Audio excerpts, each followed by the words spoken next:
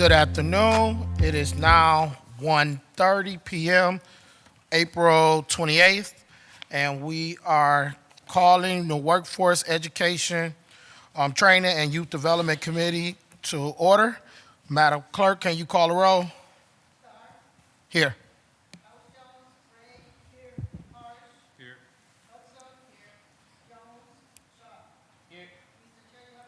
Thank you, Clerk. So today we have a couple pieces of legislation that we're going to go through, and then we have two presentations and hearings regarding a couple initiatives from Built Environment as well as Office of Equal Opportunity. So to start off, we will definitely, let's do the Office of Sustainability. So ordinance number 400-2026 by Councilmember Starr and Griffin, by departmental request, an emergency ordinance authorizing the Director of Finance on behalf of the Office of Sustainability to apply for and accept one or more grants from various public and private entities to establish and operate a climate resilience pilot program for a period of up to 2 years. This was something we heard in our last time we as a committee. I know Councilwoman House Jones area is where most of this is covering. And we were talking about from this last meeting was for the office to be able to have a sit-down and conversation with the council person regarding this program. And today we have Director here. Can you introduce yourself for the viewing public as well as the committee and speak to this ordinance? Sure, thank you, Chairman and committee members. My name is Sarah O'Keefe. I'm the Director for Sustainability and Climate Justice. And we did have a conversation, Councilwoman House Jones and I, over the last week and went into great detail on the questions that she had at the last hearing. So just as a quick overview of what this is asking for authority to apply for grant dollars to fund a climate resilience corps. This is a 2-year pilot that would pay youth and seniors to work side by side as neighborhood climate stewards. The Corps members would maintain green infrastructure, build workforce skills, and create trust networks. So that these are the things that matter when an emergency hits, like a heat wave or a storm. The pilot builds the case for integrating the Corps into Cleveland's operating budget in 2028, so we needed a couple of years to pilot and test. The Corps members, what they would do is care for things like vacant lots transitioning to low-maintenance green spaces, provide support for projects that are complete in green streets, aid with existing parks and rec spaces, water newly planted trees, and learn about and manage invasive plants, monitor for dumping, etc. This pilot came directly out of feedback from the Climate Action Plan engagement that we've done, and also the Parks and Rec Master Plan. The timing of this pilot is also aligned with two major street greening investments specifically underway in Huff, and that's what we spoke to Councilwoman House Jones about. The Complete and Green Streets East 66 project, and also the Wade Park Avenue project follows in year 2. And both projects create green infrastructure that requires years of establishment care, things like watering, monitoring, maintenance. I just wanted to note that this will not compete with current workforce. Corps members do not replace full-time staff, they supplement, and we're creating clear operating procedures so there is no conflict. We're working with both the Commissioner of Park and Maintenance and Urban Forestry on this effort. Okay. Thank you, Director, for taking the time to meet with Councilwoman House Jones. She did over the last week, did discuss with me that you've met. She understands the initiative and y'all are in support, and she said we could bring it back to committee for a vote. I believe you answered a lot of my questions last time for this initiative, as well as some of the things that you discussed in this overview.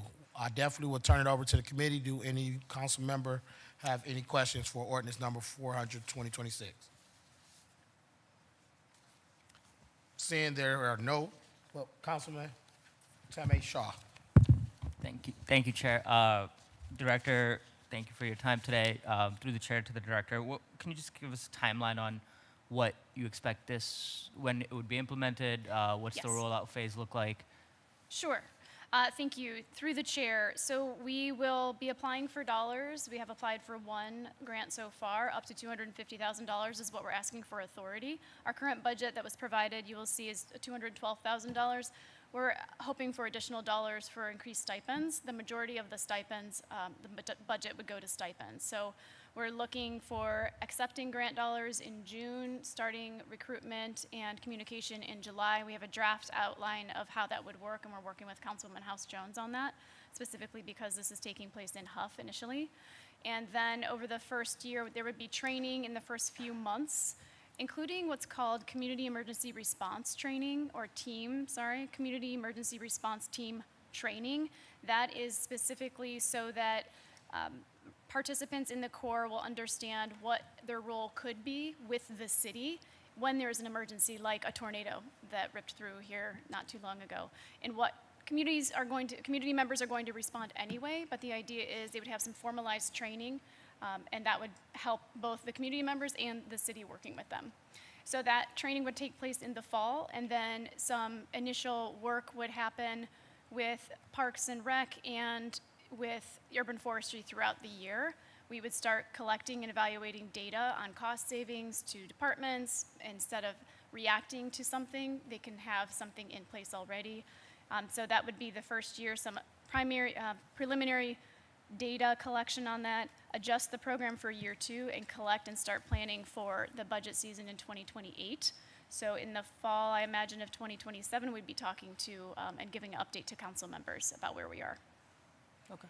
So it sounds like kind of similar to what I know the Western Reserve Land Conservancy has, a tree Yes. stewardship program. Mm-hmm. This is kind of a parallel track that the city would have. Is that accurate?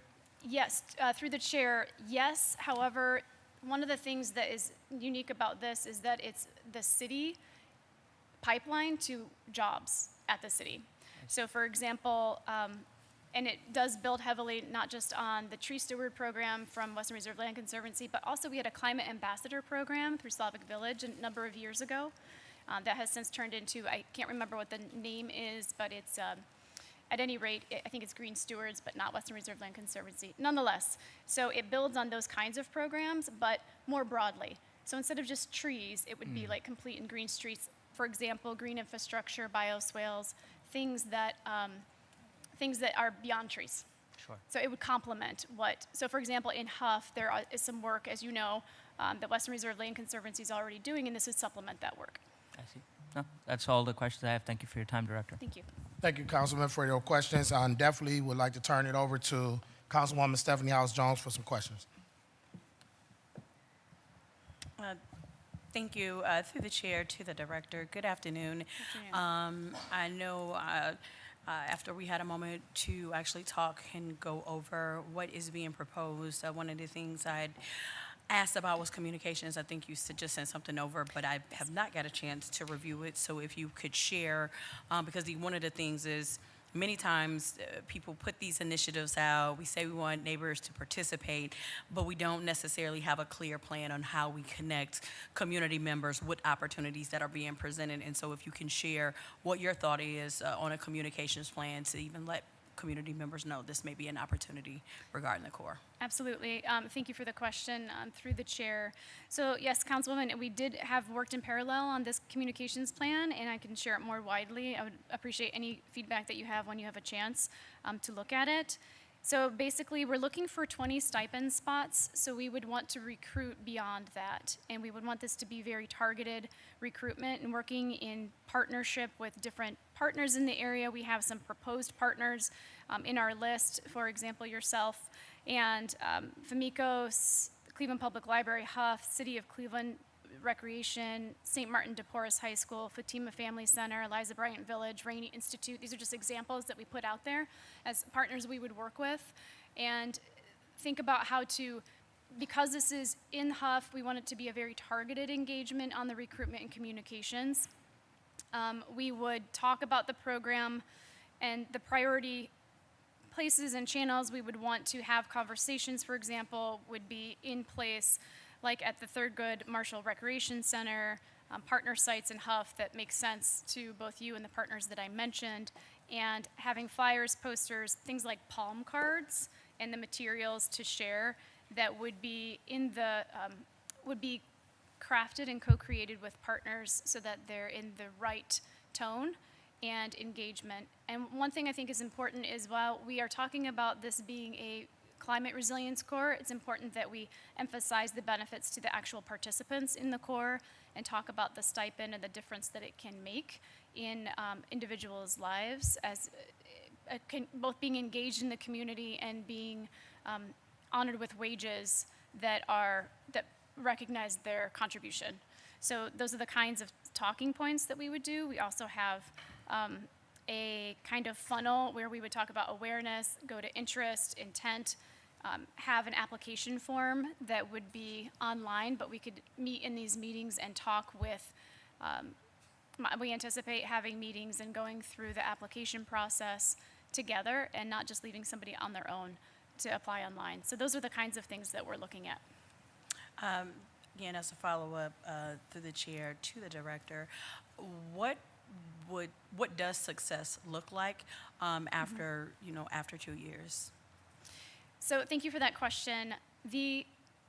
One of the things that we anticipate as an outcome would be, how do we ensure that establishing a feedback loop from what we've done in creating the climate action plan and the Parks and Rec master plan. What we heard from a lot of residents was, we want to have clean, healthy, green spaces, and that's what we want to see in our neighborhoods. And how do we establish that in a way that is not just extractive from the community, but is giving back as much as possible to the community members who help in partnership with the city to create that vision.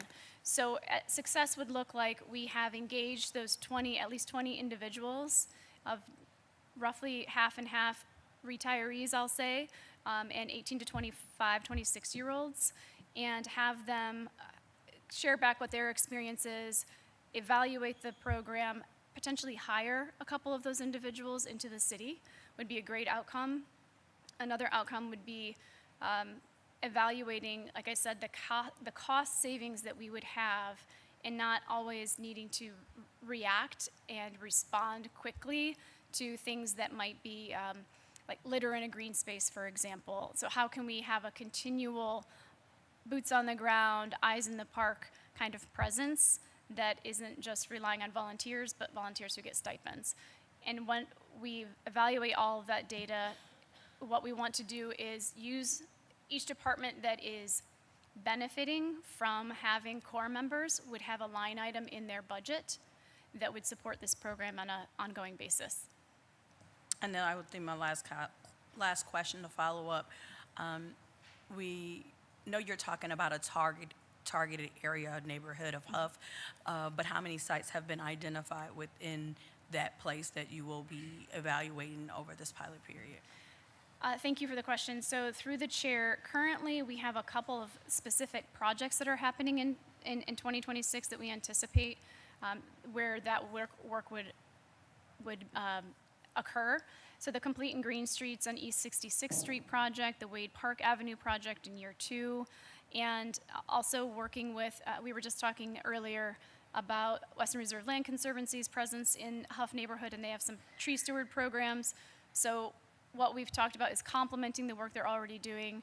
One of the things we've spoken to parks about is working at Thurgood Marshall Green and maintaining some of the areas there. Thank you.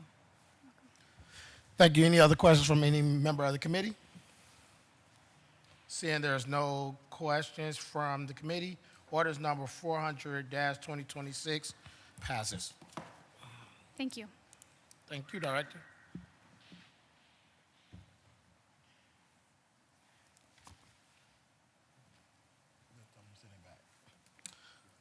Ordinance number 354-2026 by Council Members Griffin, an emergency ordinance authorizing the Director of Finance on behalf of the Mayor's Office of Prevention, Intervention, and Opportunity to enter into one or more contract with after-school all-stars for the purpose of providing after-school youth enrichment activities under the city's out-of-school time program for a period of 1 year with 2 one-year options to renew, exercisable by the Director of Finance. So today we have at the table Interim Director.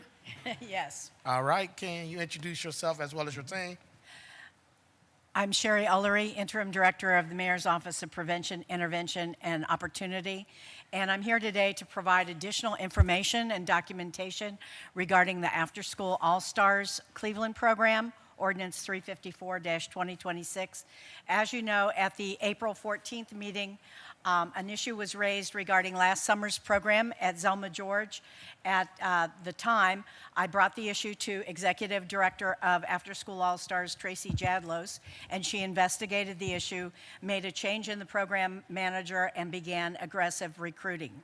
We have been slowly building the program ever since.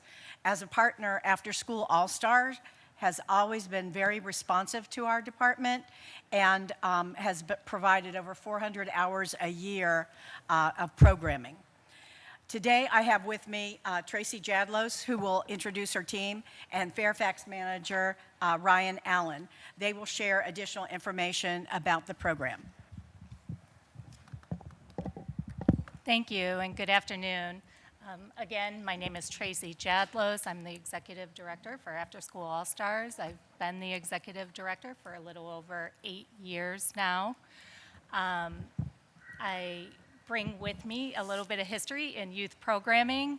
I have over 20 years in youth programming. I was a certified, Ohio Certified Prevention Specialist 2. I also was the Youth Commission Director under 2 mayors in the city of Toledo, and I've worked over 10 years for funders of youth programming.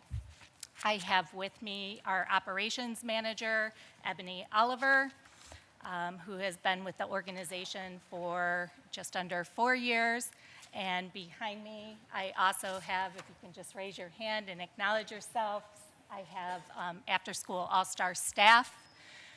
We have a parent representative as well.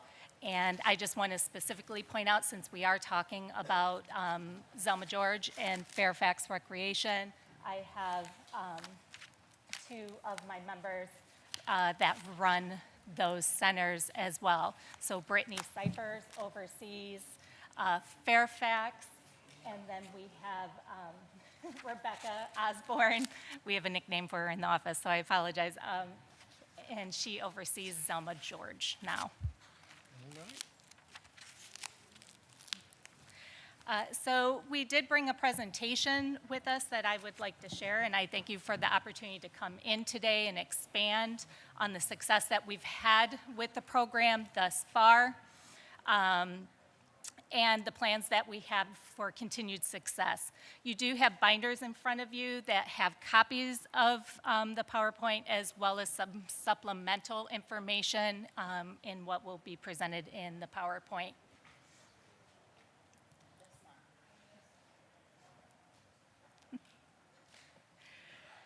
So just to start off a little bit, and I will share with you all the pictures that are in this presentation are from your centers, our centers. After School All-Stars is actually a chapter of a national organization that was founded 30 years ago by, at the time, Governor Arnold Schwarzenegger, who was trying to address youth crime on the streets in California. We are one of 17 chapters across the United States. Here in Cleveland, our chapter began in 2015, and we serve youth in 1st through 12th grade, and we have served both CMSD sites as well as our recreation sites, House of Worship through Shiloh Temple, House of God, as well as CMHA sites. And you can see some of our numbers up there over the years. We have served even more sites than just the ones that I've mentioned.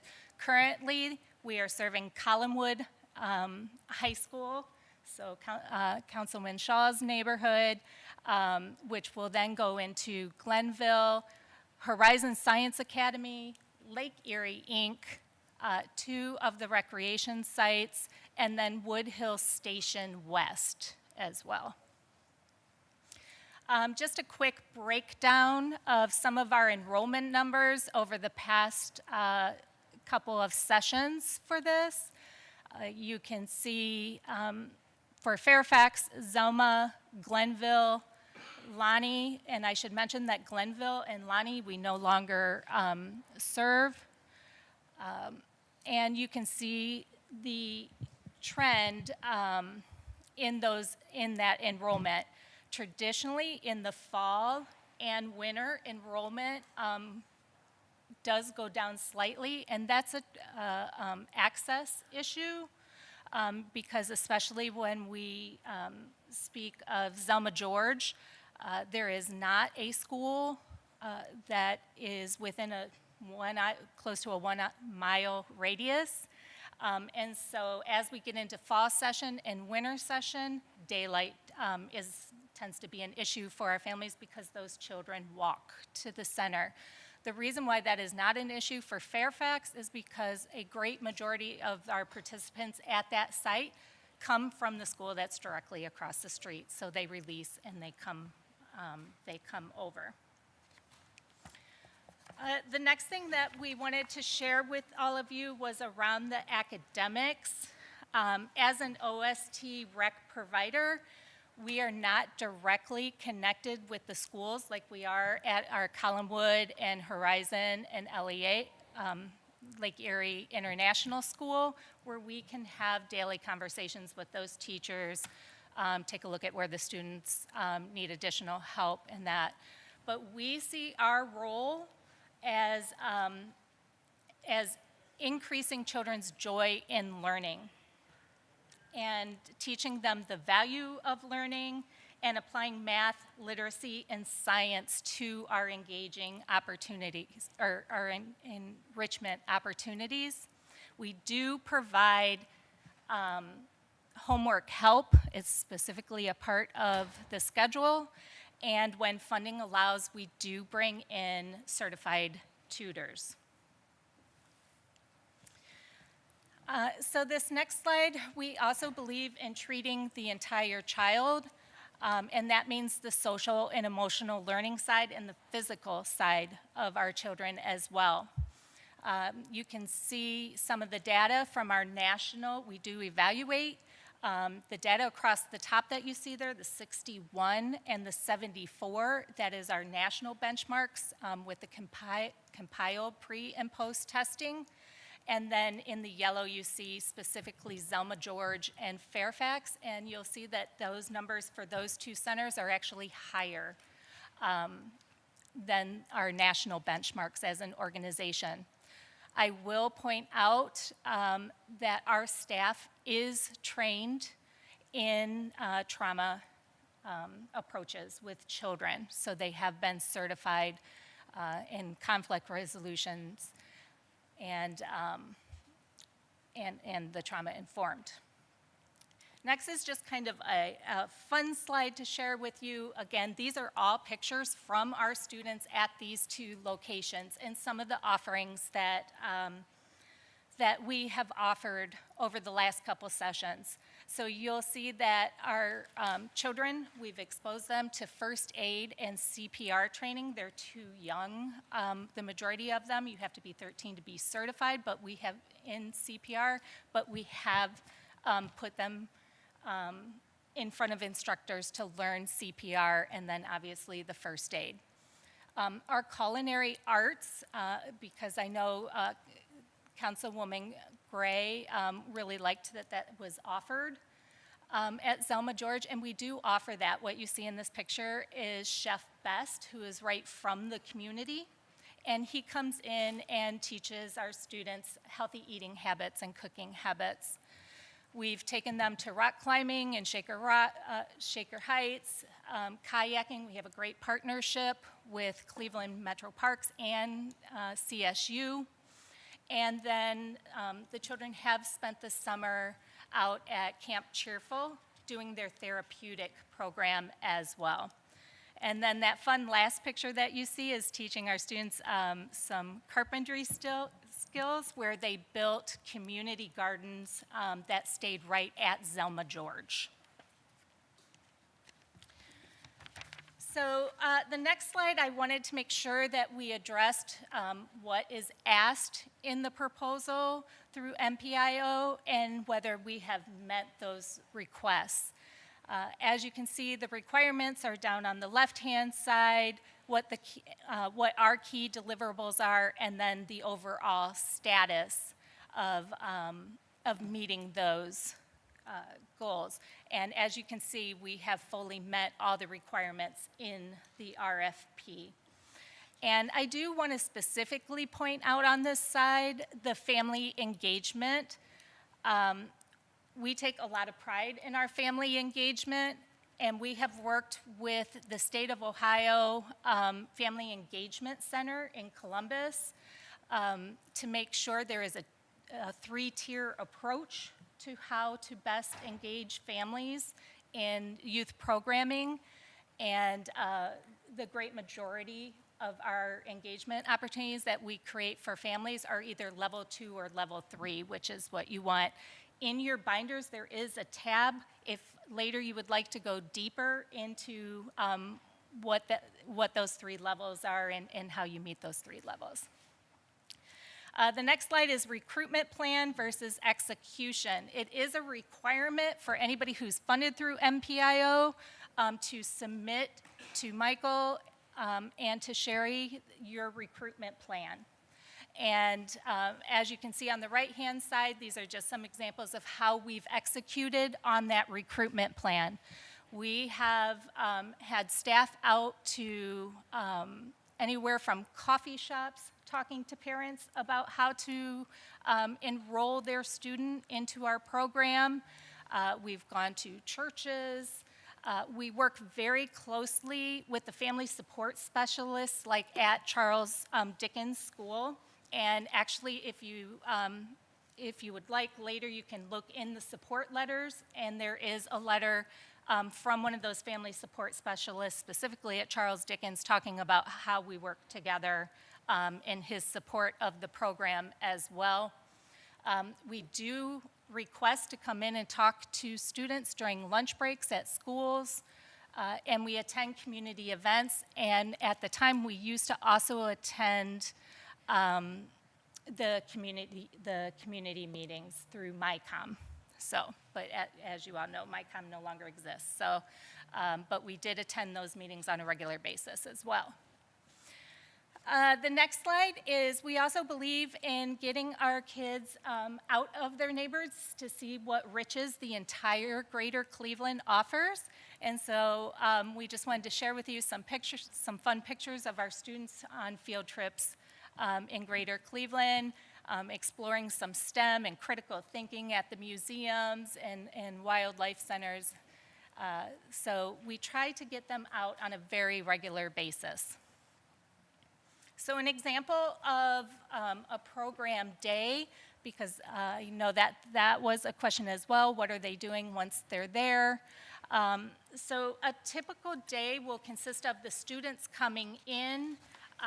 They have about 15 minutes to decompress from the day, check in. The staff checks to see if there's any issues that they need to address and get out of the way so that we can have fun engagement with the students. They then go into about 45 minutes to an hour of homework assistance. And then from there, they do have, the recs do provide a lunch meal, so we release them for that lunch meal. And then the rest of the majority of the day, which is about an hour and a half, is that enrichment or field trips, depending on what's planned for the day. And as you can see on the right-hand side, we try to plan those a full month ahead so that families and students know what they can take advantage of. The next one is trying to also connect our children with families and the community. These are just some fun things. Our students have gone to the Gardens of Fairfax on a regular basis because I'm a true believer in intergenerational programming and interactions. So our students, you'll see that in the picture on the left-hand side, And on the right-hand side, you'll see actually one of our grandparents of our students at Fairfax, who is a very regular in our program and supports our program. And then you can see the data. This data comes from actually the parent survey that we do with parents every year. We use YPQAI, which is the Youth Program Quality Assessment Tool, so we conduct that at the beginning of every year. The I is then intervention. If there's anything that we see that falls short, we then create an intervention plan to make corrections to our program. As you can see in the key areas, we score way above what the benchmark is. And this data is specific to these two rec centers. There is a section in your binder all about the YPQAI. We also conduct pulse checks where the administrative staff will go in to do a quality check of is everything happening that should be happening. Like our students who have allergies get special wristbands to indicate that they have a food allergy. Just wanted to share with you, I won't read through it for you, you can see it in your PowerPoint. These are some of our success stories from our students. Sterling, that you see here, was very quiet when he joined our program, and he's just now a full delight to have in the program and fully engaged and loves coming. Ariana, she was really quiet. She's actually been with us for quite a few years, so she's growing up with us, which is fun, and she's now a leader at Fairfax, which is also fun to see her come into her leadership. And then we just wanted to give you a family story of James and his mom. His mom worked very closely with Rebecca, the site coordinator. They both had noticed that there were some health issues that came to the surface with James, and working together, they were able to both get him the resources that he needed, and they stay in constant contact about how to adjust the program day to meet his additional needs. Just wanted to share above and beyond what we do. So we're not just coming to you and asking for funding for a program, we're also bringing funding to the table. And as well as in-kind donations that we get. We have done a winter coat and toy distribution, and that wasn't just to these sites. When Sherry called and said, hey, we have some recreation sites, I know you don't serve them, but we know we have kids who really need coats, and we had a huge coat donation, we did not hesitate. We went out to all those rec centers and brought the coats that were needed at those rec centers. And I only remember that because it was a very cold day.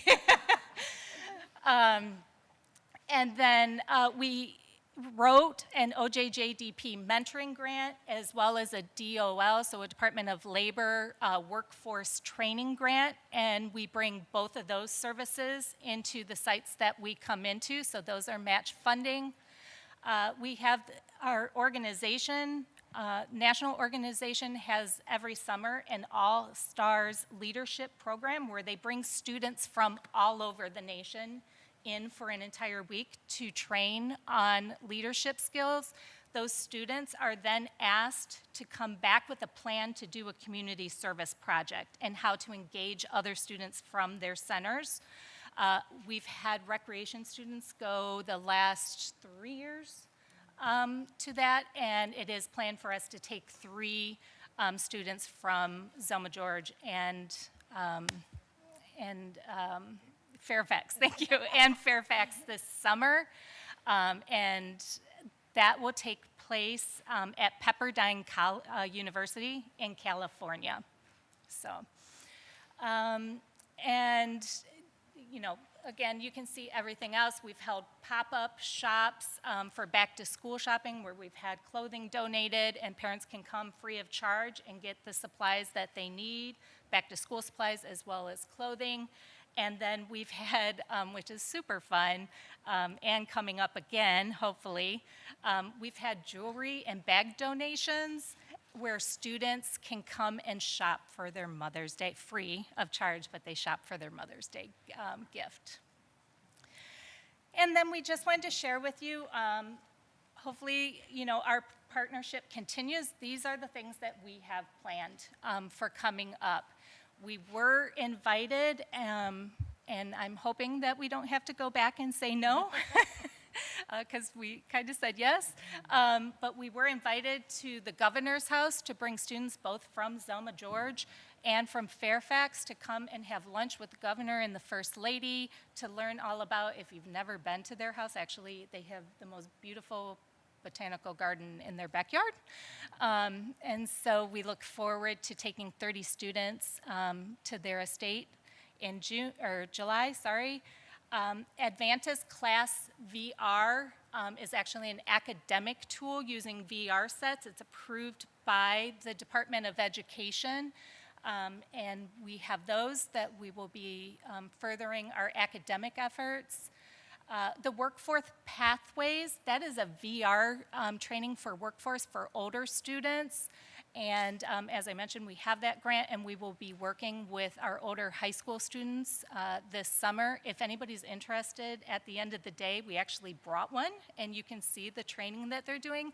Those trainings align with Ohio Means Jobs. So at Collinwood High School, our high school students do that, and they actually get the Ohio Means Jobs seal if they complete our DOL VR training.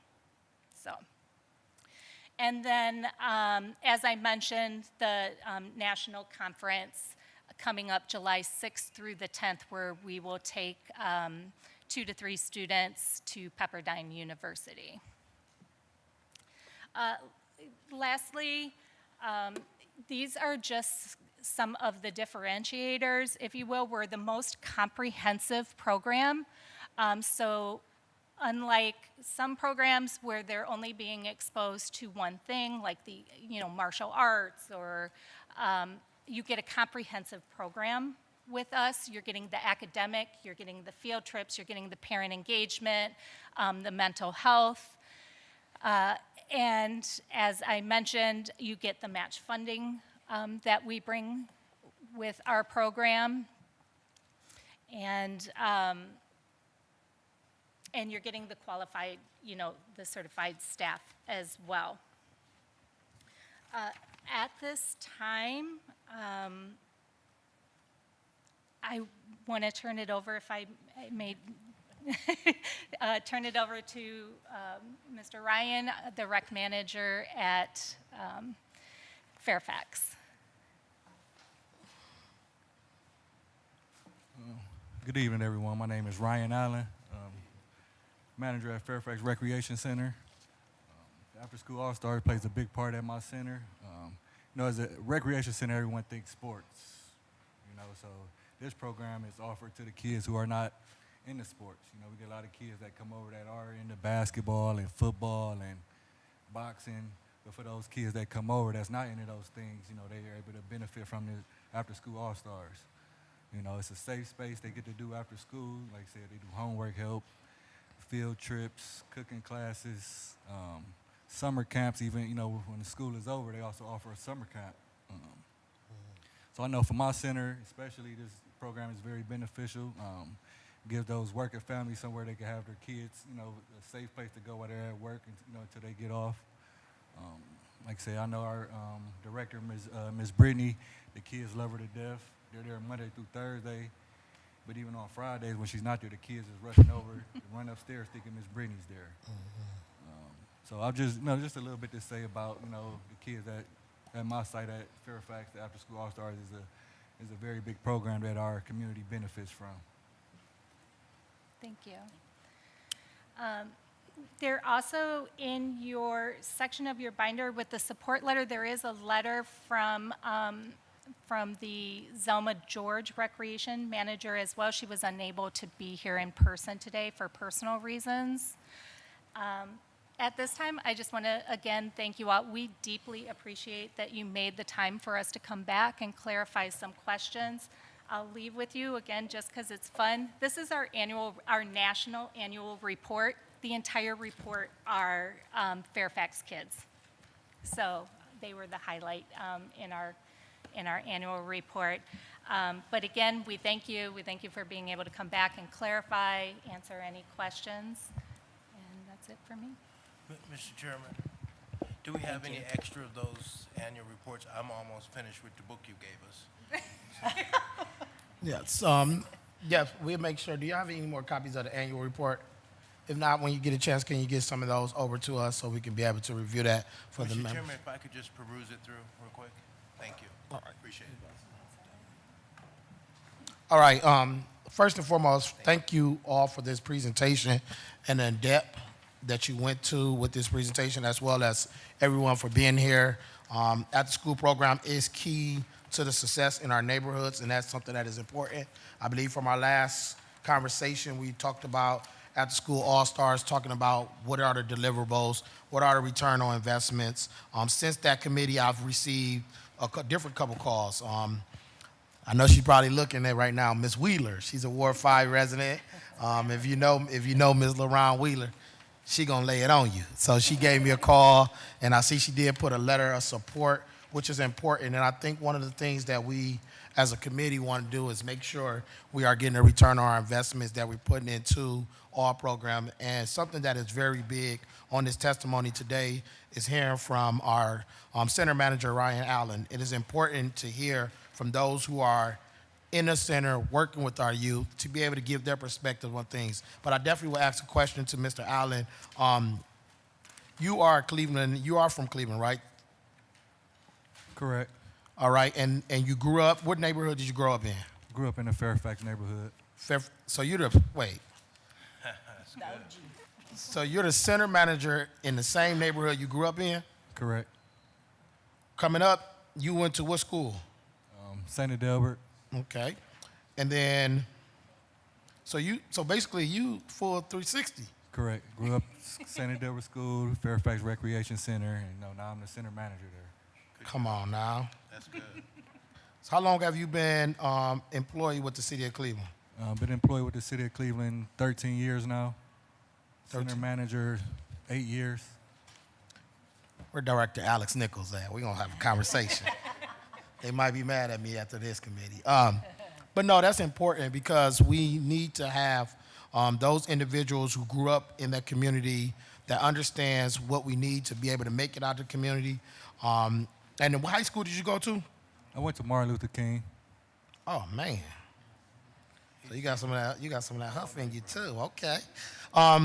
Which is full circle because it's important to have those leaders that can relate to our kids when it comes to this program. And something that you spoke about, Mr. Allen, that resonated with me is the fact that you expressed that not all kids can play sports. Not all kids are involved or wanted to do sports.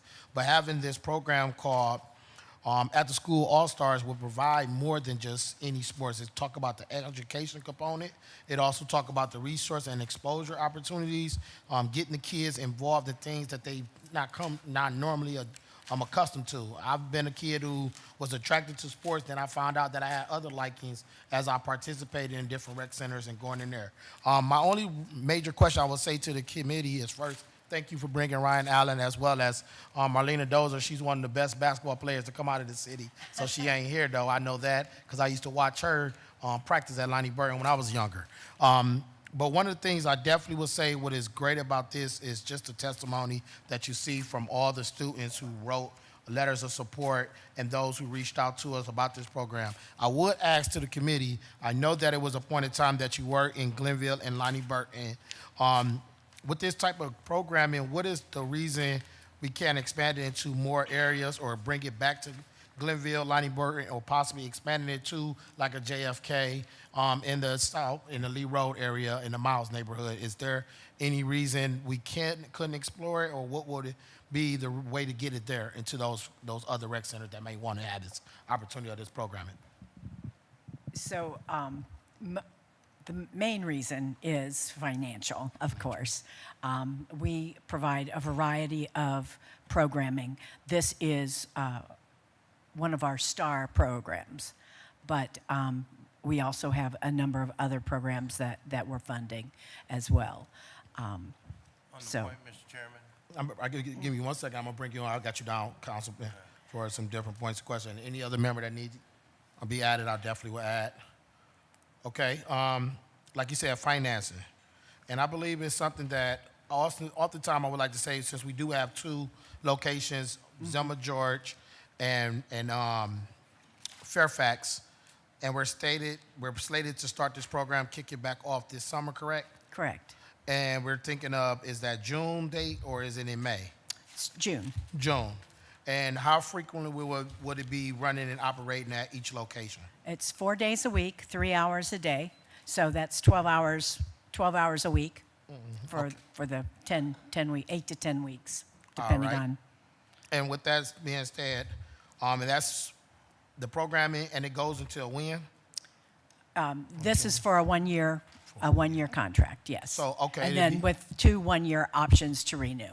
All right, so within this contract, for the amount of, I believe it's 260, 260 or 240?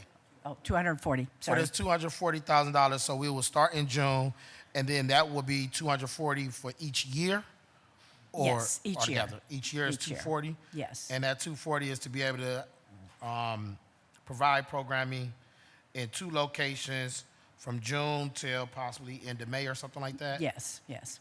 I'm sorry, correction, for clarification. Yeah. The program starts when? So the program will start in June, and it would go from June to May each and every year. It would be 4 times a week at Fairfax and Zelma George, and the cost for this program to operate 4 days a week, 3 hours each day, is $240,000 each year for those 2 locations. I see.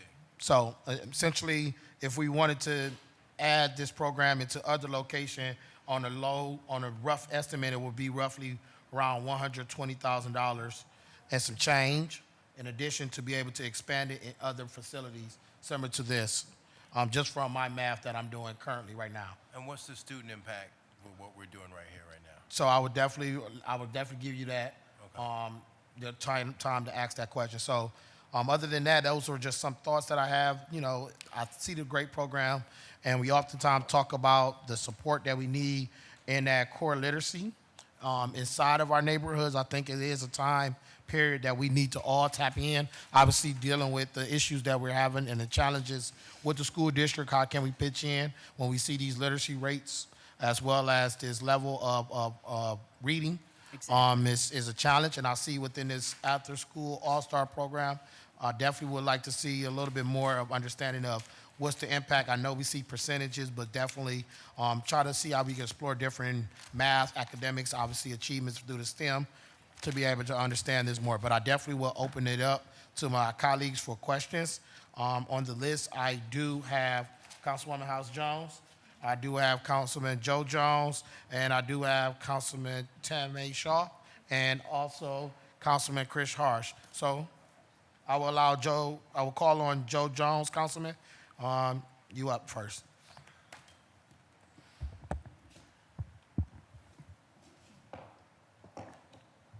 Thank you, Mr. Chairman. It's quite a bit of information to kind of like mull through here. But first, let me just say I appreciate it. It's always best to have more than less. But what would be very helpful, Mr. Chairman, like if we're moving in the future, because I had to like skim through this, some of this I need to take time to really go through it, to really fundamentally ask the type of questions that are needed. So, but I do see at the end of your index, you did put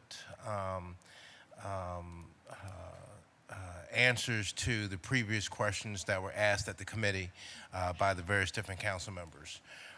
One of the things, Mr. Chairman, I think that would be good is getting the information ahead of time so that I could prepare a list of questions, because I know we have limited time at the table to really talk about this program. When we first talked about the program, we talked about the proposition of, was it effective or was it efficient? Well, it seems like you have a really thorough program. So I do, Mr. Chairman, want to ask how many people are going to be served coming off the back end of your questions through the $240,000 that would be allocated. Executive Director.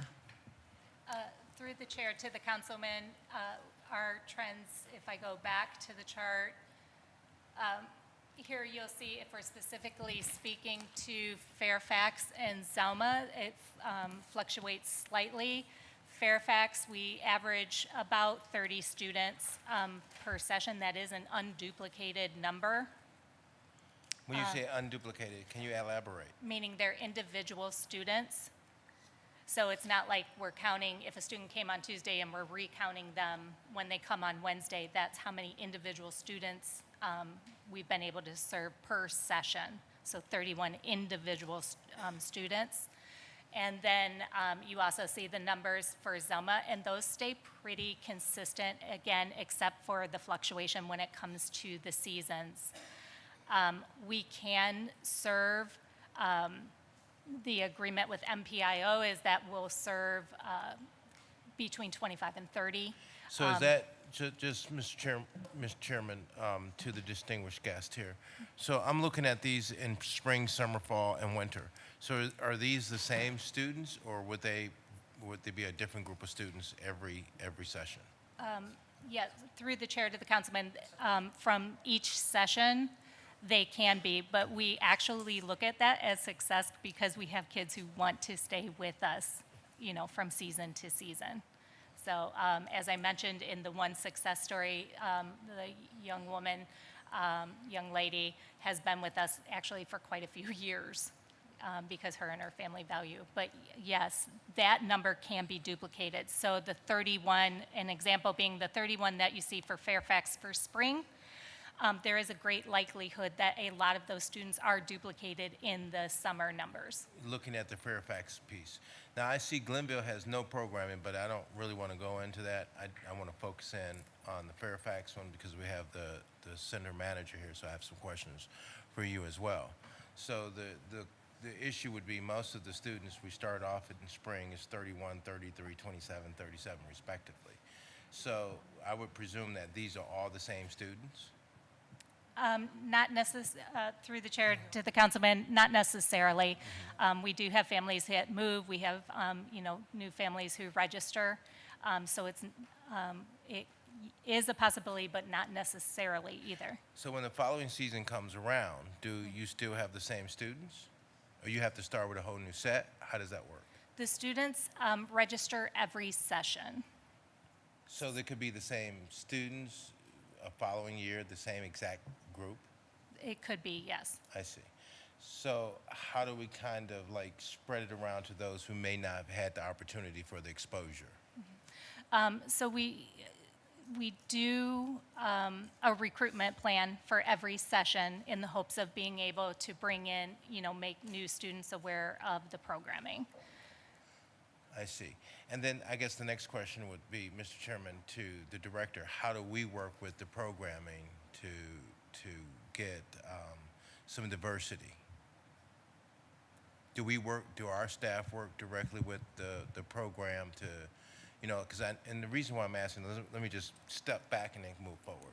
Some years ago, we put in place people who would be in all of our recreational facilities that would be able to tell us, you know, when we have students that may need some extra help and assistance. So first, let me ask, do we still have those therapists, those people who are in those recreational facilities doing that? Through the chair to Councilman Jones, yes, we do. And in the audience, we have Unit Director Eugenia Cash, and she is in charge of the social support specialists, and they are in all of our recreation centers, and they do help with recruitment. They work with some of our partners, and they are out in the schools. Got it. Meeting with the Say Yes Got it. representative specialists, and Got they recruit students. I got the it. schools. And the only reason why I want to have just one round versus going back on, so when I say I got it, I mean I get it. I mean I understand what you're saying. So in order to just alleviate so I can ask more questions and get them in. So since we have that in, does that work directly with this programming to identify those students that are of great need? And is that working with the program that you have right now? Yes. Okay, great. And so then the next question is, the chairman brought it up about how or what can be done to extend a program that is comprehensive. Because if I'm looking at your book right now, it is thoroughly comprehensive, and I haven't had an opportunity to look at your financial plans. So here in the meantime, Mr. Chairman, to the director, I want to really start looking at this a little bit more deeper, a more deeper dive, a deeper look, and how we might be able to get this in. And I just want to make sure that the table understands this, because I don't think the table really gets this. I've sat here at this table and approved everything you've ever asked for. And I voted for it on the floor. Even some of those things, Mr. Chairman, that I thought that, you know, we're spending too much money at. Versus spending resources in infrastructure and shoring up our economy and the economic side of the city of Cleveland. So the ask I'm asking here at the table, and I hope that all parties are listening, is that we have a new recreational facility. And that new recreational facility does not have the kind of programming that I would like to see in it. And this is one of those kinds of programs that I would like to see in our recreational facility. And then I would love to sit down, and I know we said we were going to do this, where we sit down and really fundamentally take a look at it, because, and I'm saying that because I remember how our recreational facility had an impact on me sitting here at this table. We had a place that we could go to in the summertime where we could hang out as kids. We don't have that, unfortunately, because of the politics of 20-some years, where they've had to like cut down and break our recreational facilities down for lack of funding. And then our young folks hadn't went anywhere, and that's one of the reasons why we have a step up of crime during that particular period of time. So, Mr. Chairman, want to work with the director on this. I think that this is a good program. I looked at all the various different summaries from the students, from the various professionals, the letters that were sent in, and would look to want to sit down and see how we might be able to add this to the Lee Harvard area. And then I just want you guys to know that half of my neighborhood, since I've been gone, has went into a poverty state of condition. So a lot of our census tracts where we were in a good standing now has went into a different direction. And so the need is absolutely, Mr. Chairman, there, and is a need. If we lose Ward 1, we will fundamentally have lost all of the east side of the city of Cleveland. Thank you, Mr. Chairman. Thank you, Councilman Jones, for those line of questioning. Next up, I do have Councilwoman House Jones. Yes, thank you. Through the chair, to the team that's here. So I would say probably just generally my apprehension in supporting this piece of legislation, it has nothing to do with the Fairfax program, it's specifically with the Zell George. In a time that we are hearing consistently from community members about people not having things to do, there's nothing for young people to do to engage in our community. And if we are having a comprehensive program that is touted as being, you know, a quality program, I guess I'm really trying to grapple with the understanding of why it isn't full. Like there's something that's missing, and when you look at even the attendance numbers as you are providing, it's just not aligning, right? Based on the investment, we have limited dollars, and it's not. I don't think it's good enough just to say we are providing the programming if we do not have families truly engaging in the program. There's a disconnect. So that's just my perspective. Coupled with that, one of the things where I feel like in our overall like youth engagement field, our recruitment models are just not connected to the reality, right? When you understand what COVID did to families and students, you know, it has been reported that CMSD in particularly lost 8,000 children. Where are they? Many times, and if people are only utilizing the traditional methods of CMSD schools, what about how are we connecting with the remote learners? How do we connect with families and students who have just dropped out? I mean, we are in a time where you have middle school students that are dropping out of school. So you're not gonna find them at a school, right? And if we do not have community-based outreach, door-to-door, connections, we are not meeting them. And it is hard for me to believe when you have quality program and families know about it, where many of these programs should, potentially be having wait lists. You know what I'm saying? Like recruiting 25 kids to a program should not be a significant challenge if people are understanding what those things are. So that's, again, coming from my perspective, and it's not probably just this one program. It's just something that I can see based on the multitude of programs and contracts that we have to look at, where it just reached out to me like it's a bit concerning. Through the chair to the councilwoman, you and I had a conversation this week earlier, and I took a lot of what you said to heart, and we've been having conversations in my office about it. But I also want to emphasize the point that Tracy Jedlos made earlier about at that particular site, Zelma George, that the schools are far away and there's a walking.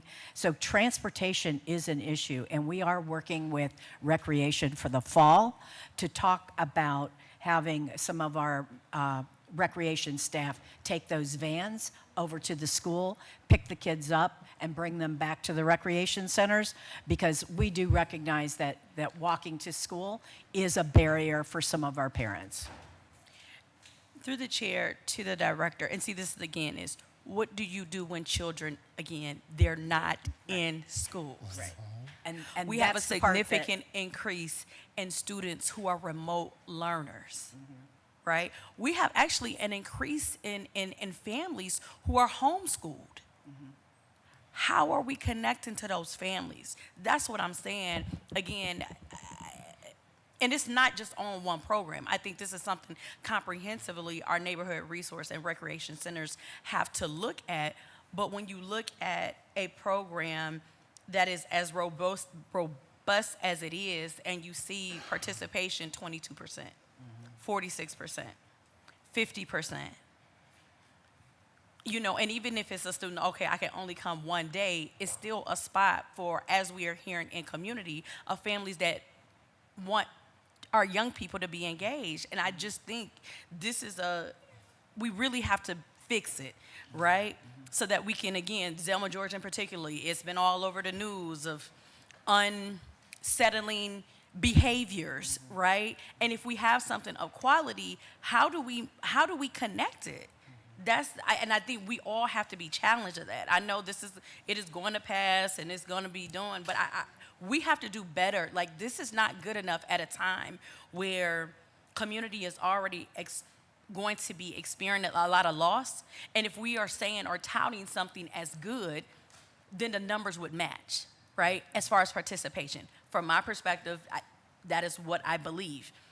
And it's just a disconnect from my perspective. Executive Director.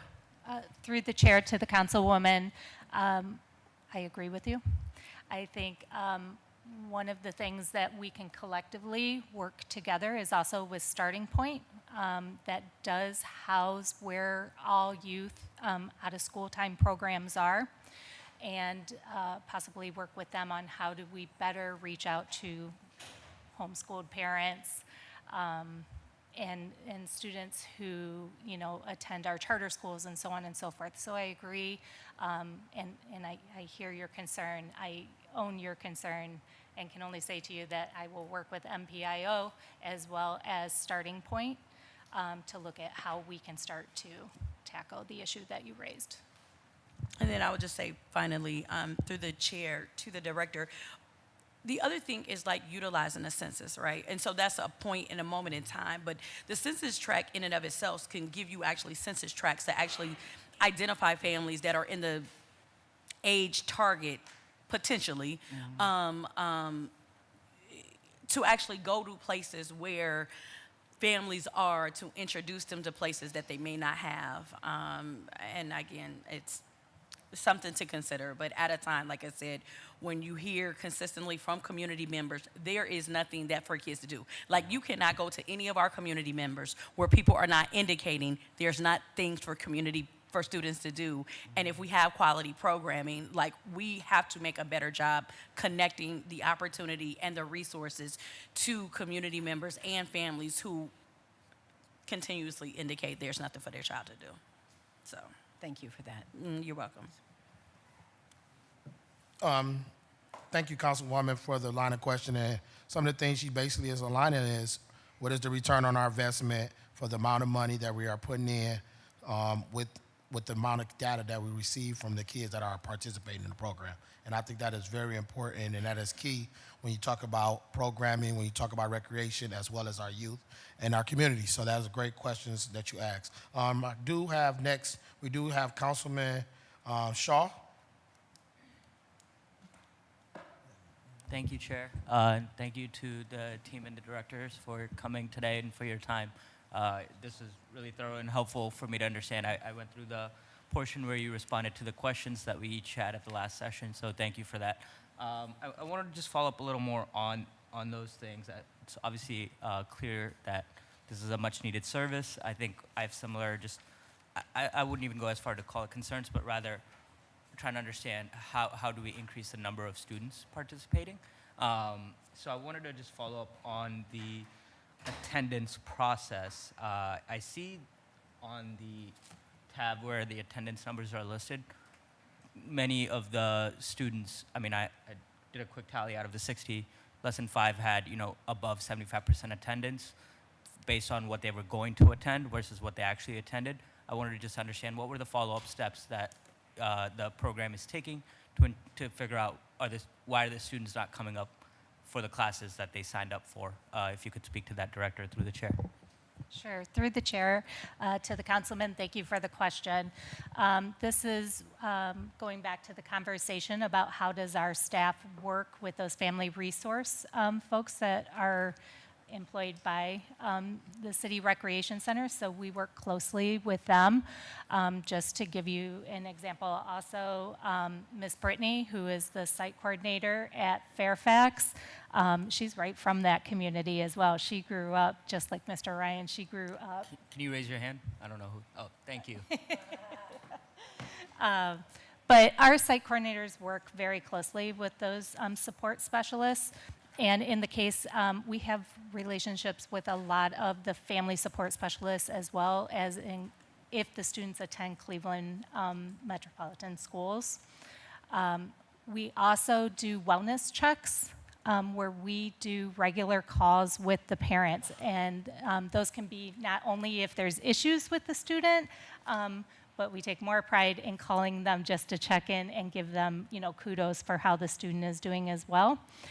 That's how in our family success story, as I was mentioning, that's how Miss Becca, was able to work hand in hand with that mother around what were the needs that child needed to be successful, both in school and in out-of-school time programming. So, and we work with the recreation managers as well. I hope that answered your question, Councilman. I'm wondering specifically, what are some of the reasons we're seeing why students aren't attending that full time? And I'm happy to have Ms. Brittany join the table if that's easier. Yeah, please. Please introduce yourself. You're going to have to speak into the mic so we can have it recorded. Thank you. Welcome. Okay. Hi. My name is Josie King. I grew up in the Central Cedar neighborhood on East 35th. I am 31 years old. My son, his name is James. He was just recently diagnosed with ADHD. He's been having a lot of issues in school, and I can say that, I'm sorry, Miss Tracy. That's who Miss Tracy was talking about. That's my son. And I can say that this program itself has been it's been so good for my son. I'm trying not to. But this is his second year in this program. The things that they do daily, he would never get to do it. I work, you know what I'm saying? I have stuff I can do, other stuff I do. So my son goes to Archbishop Blake on Lee and Harvard. I pick him up at 3 o'clock or 3:30, and I go drop him off at Zelma, and I pick him back up at 6. And even in that the 2-hour window, he has so much time to be able to do different things. They go on different field trips. He's gotten introduced to different things for like sports and music, and there's just so many things great things that he has done since he's been in this program. As far as, because I feel like as being a parent, living in the neighborhood, because I just recently moved into the Wood Hill East apartments. I live 5 minutes from Zelma George. And what I can say is that I feel like transportation is a big issue. Us as parents, we live in a neighborhood where there's not a lot of people who have cars. We walk everywhere. You know what I'm saying? Like, just in my building alone, there's tons of kids in there. But how are they going to get to this program? You know what I'm saying? And could you repeat what your name was? Josie King. Thank you, Ms. You're King. welcome. I do want to just, I really appreciate your testimony, and I think it's clear to everyone at the table that the students that are being served by this program are being served well.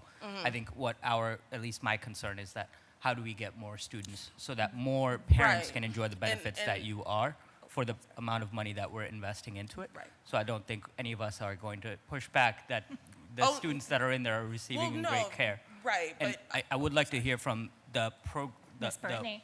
workers who are following. The anecdotal evidence is helpful. I wanted to understand more of like what are the broader can I just reasons. say one Please, more I thing? won't cut you off, And, but I mean, I that wanted was to just my get that testimony full for that, question. But as far as like, because what I can say is, like I said, my son has been there for 2 years. There is like no transportation to get kids there. There is no, you know what I'm saying? Like there is some, I can't say, I guess, like I wouldn't have known about this program unless somebody else told me about it. You know, somebody else told me about it. There's no other programs told in the you about it? city. His uncle was what do you call it? A community partner with Zelma. So that's how my son started going into the program. But as far as like, I can see the issue of there not being a lot of kids, but at the same time, you know what I'm saying? Like, there's bigger issues on the ground of them just getting there, period. You know what I'm saying? Or Sure. it's so much bigger than just kids just showing up, because you got to think about Zelma George is a rec center.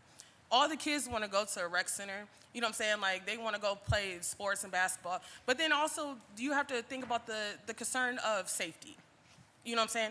Zelma George, you know what I'm saying, they have, like, outside of the All-Star program, you know, you have come down Sundays. You know what I'm saying? This is stuff outside of the thing that is affecting, you know, people coming to the rec center. I will not allow my son to come to the rec center unless he is in this program. Now, I you know, completely feel safe with them being here. But as far as like people coming, I really do feel like that you know what I'm saying, it has to be more done outside of just this program. You know what I'm saying? Like, it has to be a city thing that they need to make people feel safe enough to be able to go to these places and not just be like, oh, well, kids aren't coming. Kids aren't coming because parents don't feel safe. Now, like I said, I live in that neighborhood, so I ride past there every day. You know what I'm saying? And like I said, if it wasn't, you know what I'm saying, that's a whole different thing outside of the All-Star, the recreation center. But something has to be done about that for kids to feel safe in order or parents to be able to feel safe to send their kids there. You know what I'm saying? There's a ton of kids that will come to Zelma. You know what I'm saying? But, I mean, you know, that's a bigger, like I said, it's a bigger issue in itself outside of that. I do know. So, you know what I'm saying? Thank you. I feel like it just, you know what I'm saying? I don't know. I feel like will be a lot of kids if they just had more of a better opportunity to either get there or just like feel more safe in the community. When does safety committee meet? Every week? Yes, every other Wednesday. Would welcome your testimony at the safety committee as well. They should be Okay, aware. yeah, I know because they I are. would say there's but so thank many you. kids in the community that could really benefit from this program, but it's like parents don't drive. You know what I'm saying? We live in a poverty-stricken neighborhood. You know what I'm saying? Parents don't care where some of their kids are. You know what I'm saying? Like, so even if the parents who don't care, who are homeschooled or whatever, how are they supposed to, you know what I'm saying, if they had maybe a designated place where they can get a drop-off or pickup or, you know, something like that, even if it's just a spot, you know what I'm saying, just for them to be like, hey, we can all meet up here, we get picked up, and then we get dropped off back here. You know what I'm saying? It doesn't have to be home to home or, you know what I'm saying, but just a designated area maybe where we can all link up at and, you know, make sure the kids are safe and, you know, where it's supposed to be. Thank you. I'm sorry. I'd also love to hear from the workers on what exactly you're seeing in terms of the trends of why aren't students coming for the amount of sessions they've signed up for. I hear some of the challenges that parents have. Absolutely, that's critical. But if they're signing up for those sessions, I imagine they've made a plan. So what trends are you seeing? Yep, Yes. please press the There green we go. button, There it introduce is. yourself, as well as what center you are out of. Hi, I'm Rebecca Osborne. I've been with After School All Stars for going on 5 years now, and I have been running programming at Zelma George. I did my first summer in 2024, came back for summer in 2025. I worked a school year program in between then and was also on maternity leave. And then since then, this fall, I was stationed for the school year program at Zelma George. Through the chair to the councilman, I would say that one of the biggest struggles that I see personally is, as we've addressed the geographic concerns with no schools in walking distance, yes, but then additionally, and I say this with so much love for Zelma in my heart. I love working there. I love being part of that community. Buckeye Woodhill is actually where I started my community work journey. The community room at Zelma is really the only gathering space that can accommodate our type of programming. And because it is the only gathering space outside of the gym and the roller skating rink, we do have a lot of interruptions to program. We get moved sometimes, or we are asked to schedule field trips on certain days to accommodate the schedule of other programs. So that's been a big challenge. Additionally, So would it be because accurate to say a lack of consistent access to a separate room? yes, Okay. at Fairfax, where we have such a robust and successful program, Brittany has her own separate space. She's able to decorate it to make it welcoming. She's able to store things there. I'm not able to store anything at Zelma because I don't want to decorate the room for After School All Stars and then have the councilwoman come in for a meeting and have to take things down, for example. So I would just venture to say that the space definitely presents issues. We've had times where, we're trying to offer yoga, meditation, and sound baths through Kemetic Kli, which is an Egyptian yoga done by a community member. And it's hard for the kids to focus on meditating when you have basketballs bouncing on this side and music on this side from the roller skating rink. So as much as I've enjoyed working in the community, I think that has presented a huge issue. And then I will say as well, we do see a huge uptick in numbers in the summer. As you can see, we jumped from 13 in the spring to 24 in the summer, and that is because some of the families that I've worked with in the past, both from the neighborhood, but then also from school sites that I've worked at in years past, have reached out to me and said, what do you have for summer? Or I've reached out to them and said, hey, I'm at Zelma for the summer. And they bring their kids there because they either live nearby enough that it makes sense with their schedule, or they live in the neighborhood. So. Thank you. Anything to add, Ms. Brittany? I will say at Fairfax, I've been really fortunate. The majority of my kids are there every day. I do like to keep an open door policy. I'm welcoming to any kids who venture upstairs and want to see what we're doing. And if they want to stick around, I'm always reaching out to parents, sending registration forms home. But I have been really fortunate, especially with St. Adelbert being right across the street, that most of the kids do come pretty regularly. I hear you, Ms. Brittany. I think have you been there though from April 1st, 2025 to April 23rd, 2026? Correct. Through yeah. the chair to Ms. Brittany. Okay. I mean, it's the attendance data. Like I said, out of the 60 students, I'm seeing 4 students with attendance above 75%. Could you just? Sure. So I wanted to understand, like, Sure. and those So- are the days that they scheduled versus the days they attended. So I think I absolutely hear Ms. King about the issues that parents might have, but I imagine they've anticipated those challenges when they're scheduling them. So just wanted to understand, like, what are the trends you're seeing on, like, Sure. why students aren't attending for the days they've scheduled? Right. So some of the kids that come to me also take participate in other activities, either through the recreation center. I do have some kids who like do basketball, who are on the boxing team. So they'll spend some time with me, and then other days go to their other activities. Again, with my open door policy, I'd like to communicate with the families. I send those calendars out. I send updates almost daily about what we're doing so that parents can plan around what we have going on. Yeah, I mean, I hear you. That's a lot to ask on follow-up, but are you two both the only ones that do all of that administrative follow-up, actually providing the programming? Yes. Everything is done through you guys for both of the, oh, I see you raising, I'm sorry, could you introduce yourself? Yep, and I see you going, Councilman. You Hello. At that time, Mark, but please. Thank you. And thank you. Welcome. Thank you, council people. Thank you for letting me speak to this august body. My name is Victoria Trotter, and I run Green Movement Glenville. I'm an urban farm in the middle of the historic, beautiful Glenville, and I'm one of the partners with After School All-Stars program. And I want to tell you, we can get caught up in the numbers. I respect that. But let me tell you that it's bigger than numbers. One of the things first is Steve and Brittany. And, we just met at the Farmers Program. We had the kids do some planting. And I can tell you that we lost our program. Glenville lost After School All-Stars program, and it is a big hole there. Our kids have nothing to do. After school, out of school program is crucial. We need to get our kids off these devices and into some activity and some mentorship. And I'm going to tell you why this is impactful. Right now, there's a young man missing. His name is Joseph. He's right here, right now, they're on Channel 19 saying he's missing, he's endangered. Well, I just saw that child 2 weeks ago at the public library with a friend, and he said, we ran away from home. And I said, why are you running away from home? Well, it's complicated, but he'd rather be out in the street than to be at home with his mother. The next time I saw that kid was 2 days ago in the car with one of his mentors, one of the people that he did after school programming with. Now, it wasn't After School All-Stars, but it was a mentor, and he was eating chicken, and he was happy.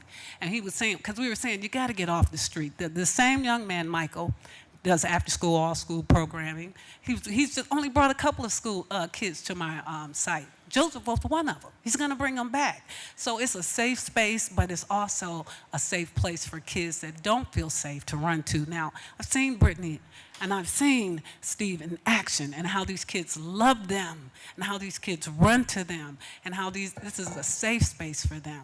So I know the numbers are important. I do, but there are other things going on besides just the numbers. And I know this sounds cliche, if we can just save one child, but yeah, one child with something to do, someplace to go, a safe space is better than 100 children in a program. I know that sounds crazy, but that's the way I feel. If we can just get one, and we're getting more than one, if we can get one interested, motivated, to believe in themselves, self-esteem, we're hitting it out the park. Now I'm gonna tell you one more thing. There's an individual right now finna get $50K from this body. $50K. He just started a business. $50,000. He's running for public office. I don't understand how that's right. He's an ex-councilman. He's getting $50K, more than anybody in our community. I'm getting zero. Now, I'm not a hater, but that's not right. Now, this is $120K. I know it's a lot of money, but it's not a lot of money. Yes. Not for the work they do. So thank you for listening to me. Thank you. Thank you for the testimony from you three of you. That is very important to hear for those who's on the ground. Councilman Shaw, Just you can wrap it up. one final thing, yeah. I hear, like I said, what I said to Ms. King, right?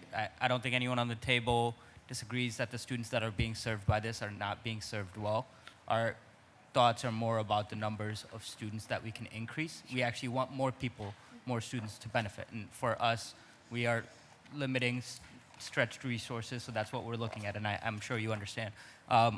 For me, the next and final question is to the director through the chair is, can you explain to me what's the administrative pay versus the programming, the $240,000 that we're allocating for this? How much of that goes directly to the workers that are actually doing the work versus the programming versus administratively on the back end for After School All-Stars? I don't think I saw that data in the binder or any of the other files, but I might have overlooked it. If you can share or break that down for me a little. Yes, through the chair to the councilman. That's actually broken down in the budget, and I'm Through the chair to Councilman, in the proposals that I sent you before the last meeting, the budget is in there, and it's broken down in that budget. I don't have it memorized, but it's in that document. Interim Director, by anyone on your team and the audience may have that information, just so Councilman could possibly have that regarding just the breakdown of the budget from the $240,000, how it is broken down versus administrative costs as well as program costs. I can look forward to while Councilman Harsh goes through his questions. So definitely, we can get that question. I'll pass it over. Councilman Hart said he was good, but I would definitely call on Councilwoman Gray, you. followed Thank you by both. Councilwoman Hudson. Thank you, Chair, and thank you for the team that came in today. Thank you, Director or Interim? Interim Director. Thank you for bringing your team in regarding the All-Star program, and I know that you brought the team in from what the hearing was for a couple weeks ago. However, the point for me, by me being the council in that ward, and I'm at Zama George practically all the time. Okay, that's always been the rec center. I live 2 doors, that's my backyard, 2 streets from it. Way before I came council, I interacted with Zama George and all the programs that come to Zama George.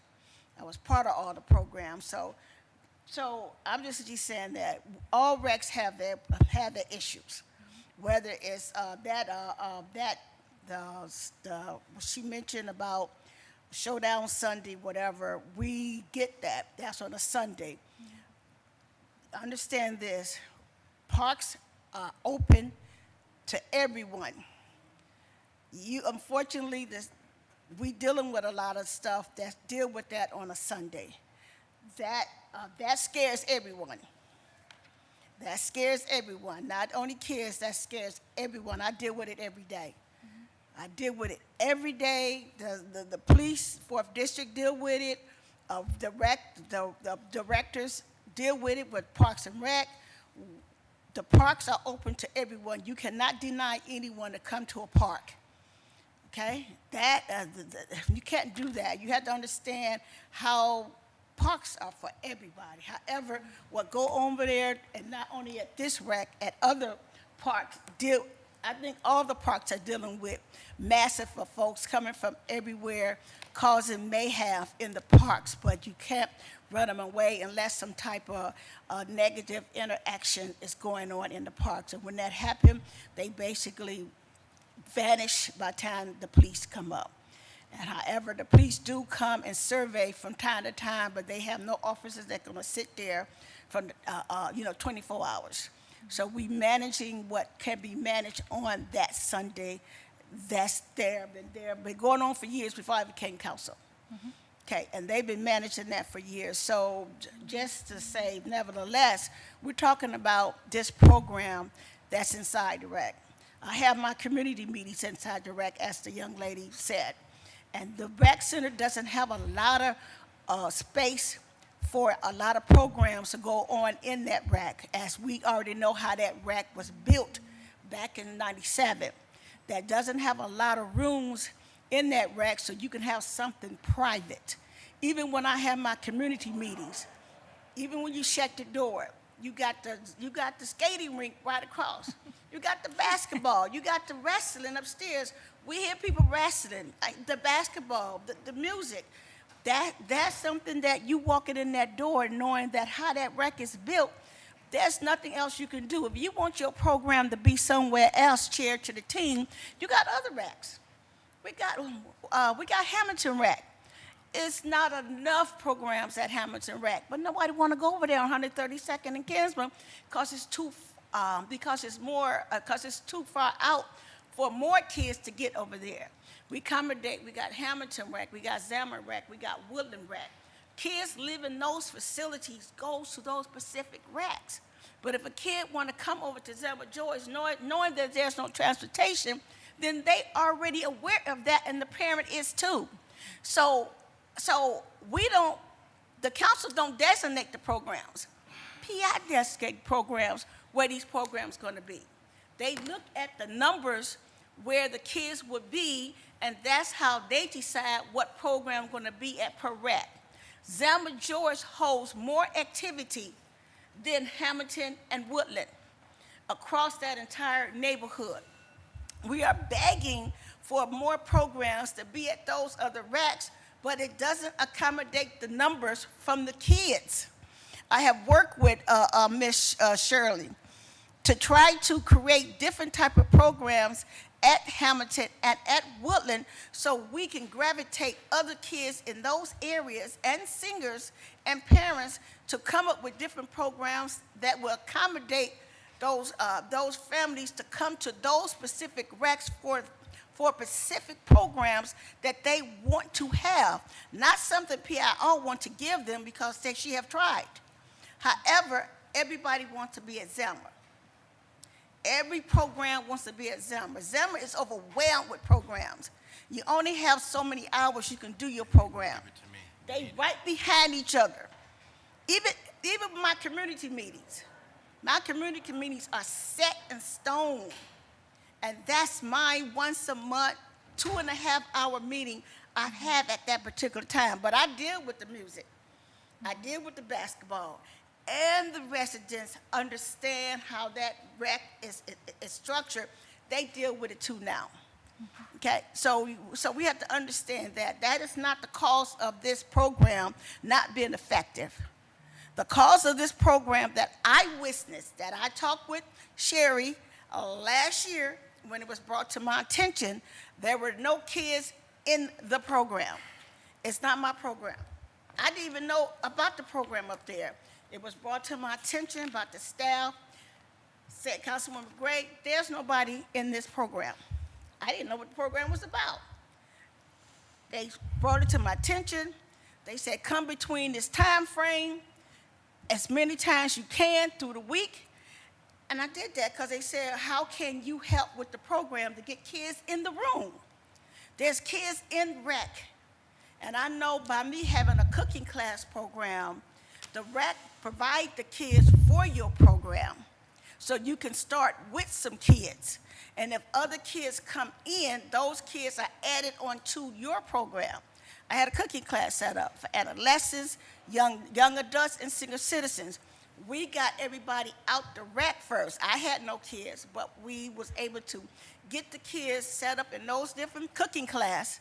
They came from the rec. Then as other kids came in, they joined the cooking class along the way. That's how it was built up. However, the question is, I am not against the program myself.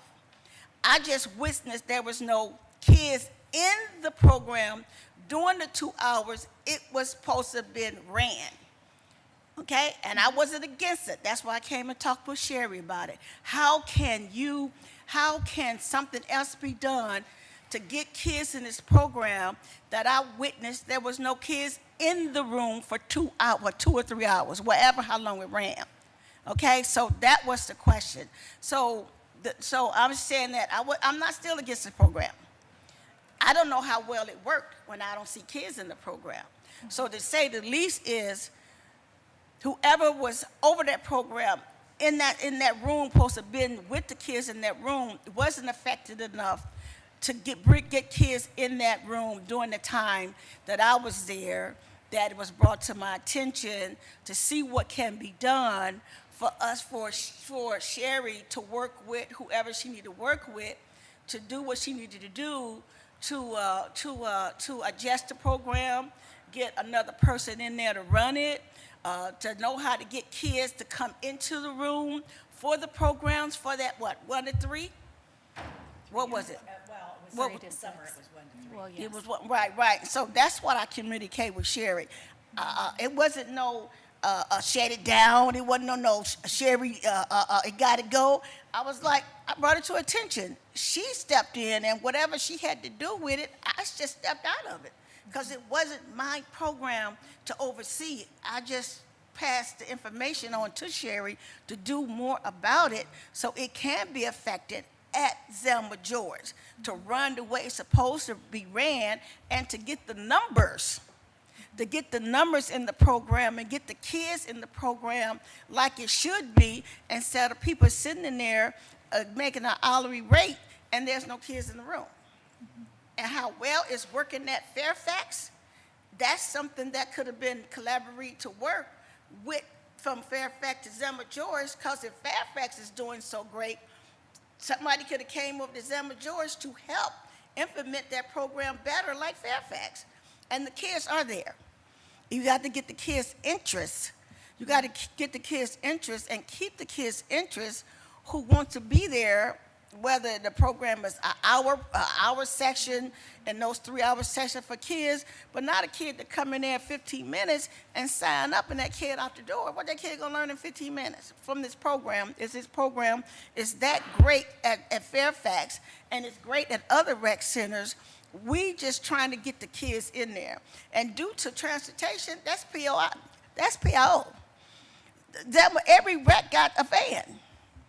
Every rec got 2 vans. That can be arranged where the vans can, like the young lady said, the kids can be picked up in one location. If that's the case, work with the Commissioner Gusatana. Work with the manager. Use their vans to pick up the kids at one location, drop them off, and then pick them back up and put them and pick them and drop off in another location. That's PIO. Yes. You guys need to stand on your program if you want us to pass this. You guys are the creative ones. You guys brought this program to our attention. That Zelma George is no question at what's going on with Zelma George. I've been living there for 40 years in that neighborhood. It have never been that robust, that unsafe, as on certain days that it is, and that's basically, listen, that's another conversation. I don't want to run nobody away, because I'm still there. Yep. So anyway, I'm almost done, Chair. All right. So I don't have any questions about the program. I'm just saying this, that's on PIO, and that's on you guys. You guys created that program. If you want it in Zelma George, then you fight for it. Right. You fight for those kids. The question is, what is your next step? That's not my next step as a council. My next step as a council is to deal with Sherry and PIO and Cash if they want to have a conversation with me, while I abstained. I didn't say no, I abstained because I don't want the program to go anywhere. But you guys got to fight and make that program better and acceptable for those kids to want to be in that program for an hour or 2 hours the way you have it set up. Something is wrong with that. We're just questioning on how can you make it better? How can you do the job? Okay, so I'm here. I'm not going to, I raised 2 kids and 6 grandkids. So I understand about environment. But however, I've been in Zelma George ever since they built it in '97, on and off in different programs that lasted and also ended. It ended because the funding was over or their time was up. But Zelma George, you have that time set in that community room. Use it effectively. Use it effectively, okay? That's all I'm saying. Chair, I'm done with it. Thank you, Councilwoman, for your observation as well as your points that you bring from your community where you do a lot of different programs. Councilwoman is always at Zelma George, always in the community, and one of the things she's bringing into the conversation is just making sure we have the participation, but also making sure we figure out how to adjust, because sometimes there is a lot going on at Zelma George. But she also said this is a good quality program, and I think she did a great job just explaining it. Thank you, Councilwoman Gray. I do have Councilwoman Hudson, and then I know Councilman Jones asked a question, and Councilman Shaw got 1 or 2 questions next. All right, Councilwoman Hudson. Thank you, Mr. Chair. Councilwoman Gray, she touched on really what I wanted to say was the rec center vans. Because when you look at the numbers between Fairfax and Zelma George, And what the parents said, I'm a working parent myself. Transportation is everything. And if you're working until 5, 6 o'clock at night, you need somebody to get your kid from school and get them to their after-school program. And our rec centers are equipped to do that. Fairfax is fortunate to have schools right across the street, so that, there's a built-in kids within walking distance. But for our other rec centers, I encourage you to do what Councilwoman Gray said and get with Commissioner Gisson-Tanner and set up transportation for kids from neighborhood schools and get them to the rec center. Everybody will appreciate it, especially the parents and the kids. Also, I have to go back to the point about the dedicated room. I know space at rec centers it's at a premium. Is there any possibility of a dedicated room at Zelma George for this program? Not necessarily the community room, because I understand that's the room that gets used for a variety of purposes, but perhaps someplace else in the building. Through the chair to the councilwoman, the community room is really the only large room that they have there. They have the gym. There's an area in front of, they have a small computer room, and there's an area right in front of there, but it's a general open area. So, the manager does her best to make sure that the program has that room when it's needed. She does have to make some adjustments from time to time, but they manage. So, and then I also want to say we are working with Parks and Rec to do exactly what you said about transportation, using the vans to go to the schools in the fall to pick up students and bring them to the rec centers. We're working on that now, and so we're keep watching. Thank you. Yeah, I think the numbers will be very different, if you're providing students transportation from school to the rec centers. Yes. That's all. Thank you. Thank you for your comments. I yield, Mr. Chair. Yep. Mr. Chairman, I'm sorry. I just want to say, I go way back with Zelma George to the time when Odelia Robinson, I served with her on council. And that was in construction then by Mayor Mike White. And one of the things that attract the community to that facility is the skating rink. My kids grew up in that skating rink, and I fell down a couple times on the skating rink. But one of the things I will say is that there is a great deal of programs there. And one of the reasons why I was hesitant of supporting the program, because I support my colleague, Deborah Gray. So now that I've had an opportunity, and it would have been good for me to have a little bit more time, so when we're getting ready to do the programs in the future, to get this information like this, because this is quite a bit to go through. And I marked up some of it, and then I had an opportunity to go through your financials. And I am impressed with the increase in the growth of your organization on the national stage. I do have some concerns, and this is where some of the questions come in. As I look at Chicago, it has 86,000 students served, and it has 0% government support. And 59% comes from the foundations, and then there's a little bit of corporate sponsorship at 12%, and then 29% is other. When I go down to Cleveland, it's 97% government, and 1% foundation, and 1% individual, and 1% other. That kind of like left me stumped here because, this city, and this is important for the committee and the administration, we give a lot of money to these sports teams. We've propped them up, and we spent hundreds of millions of dollars, all the way up into billions of dollars just for this Brown Stadium here, which is now no further use for us, unfortunately. Hopefully, they won't build out Brook Park. They'll collapse. It'll be a sinkhole. I don't wish the best for the Brook Park. I wish it'd fall off the earth. The airplanes run into it. The issue is that we as Clevelanders So those who are listening, we invested our soul and our heart over here, and we're still upset about it. So it ain't something that you're going to get out of my blood because I'm Cleveland through and through.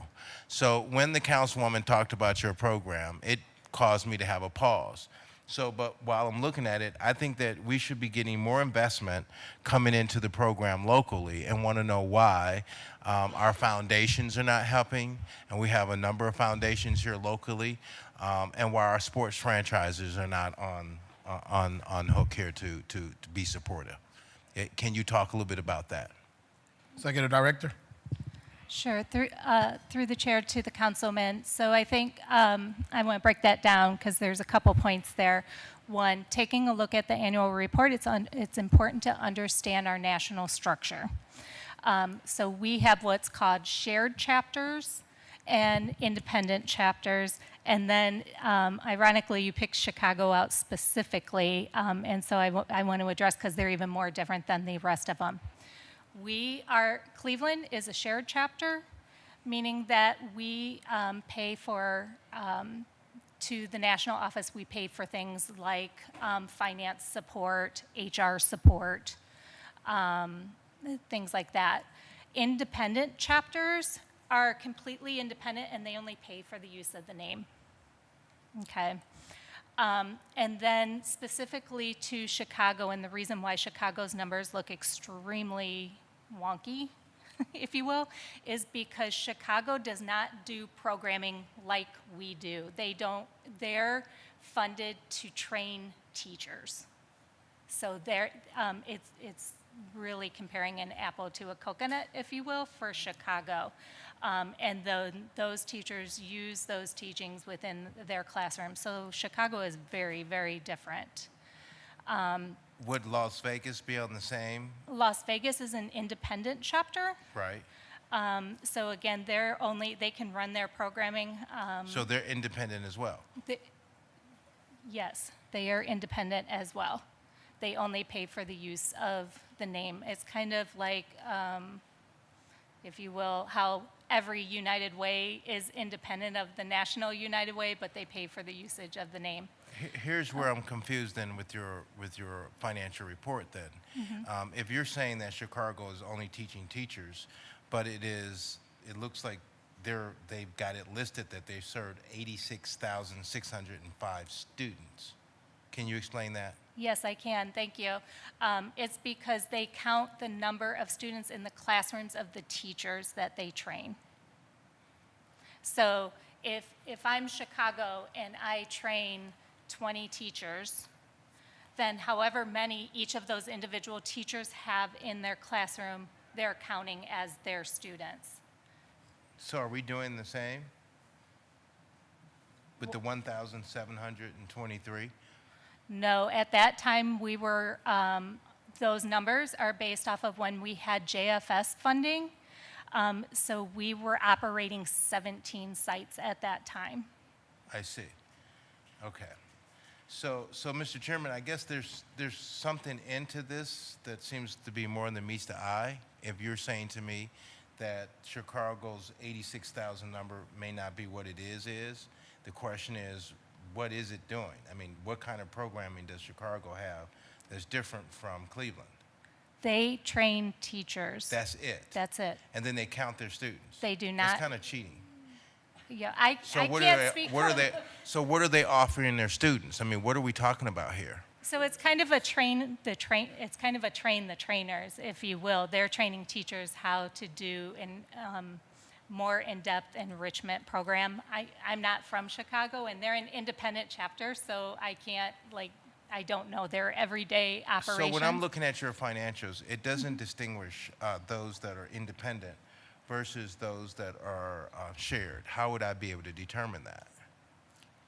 And then do you have a like model? So most shared chapters have a shared approach. Some chapters only serve, say, K through 8. Some chapters only serve middle school. Some chapters, like us, serve K through 12. That's So let me just say this, Mr. Chairman, because for the sake of time, because I know we have other legislation to go through, I would have to probably sit down to the side, really fundamentally understand these numbers.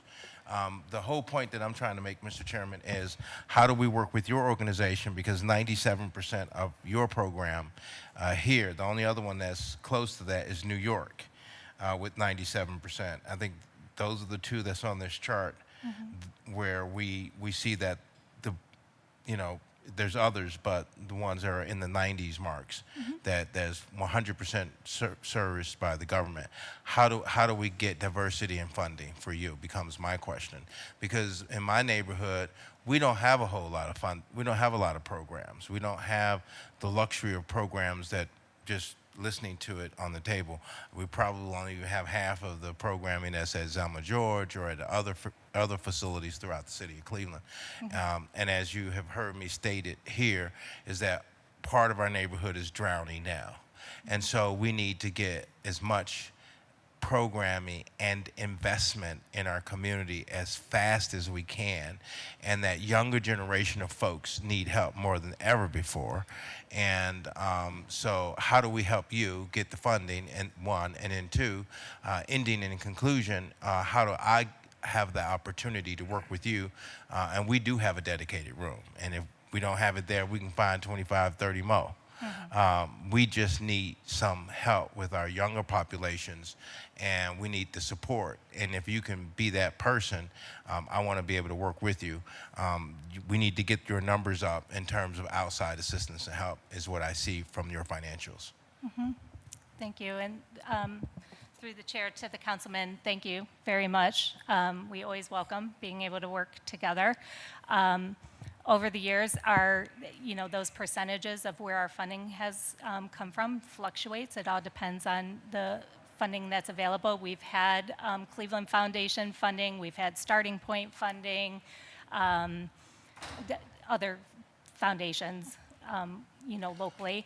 So it does fluctuate year from year based off of also where the foundation's focuses shift.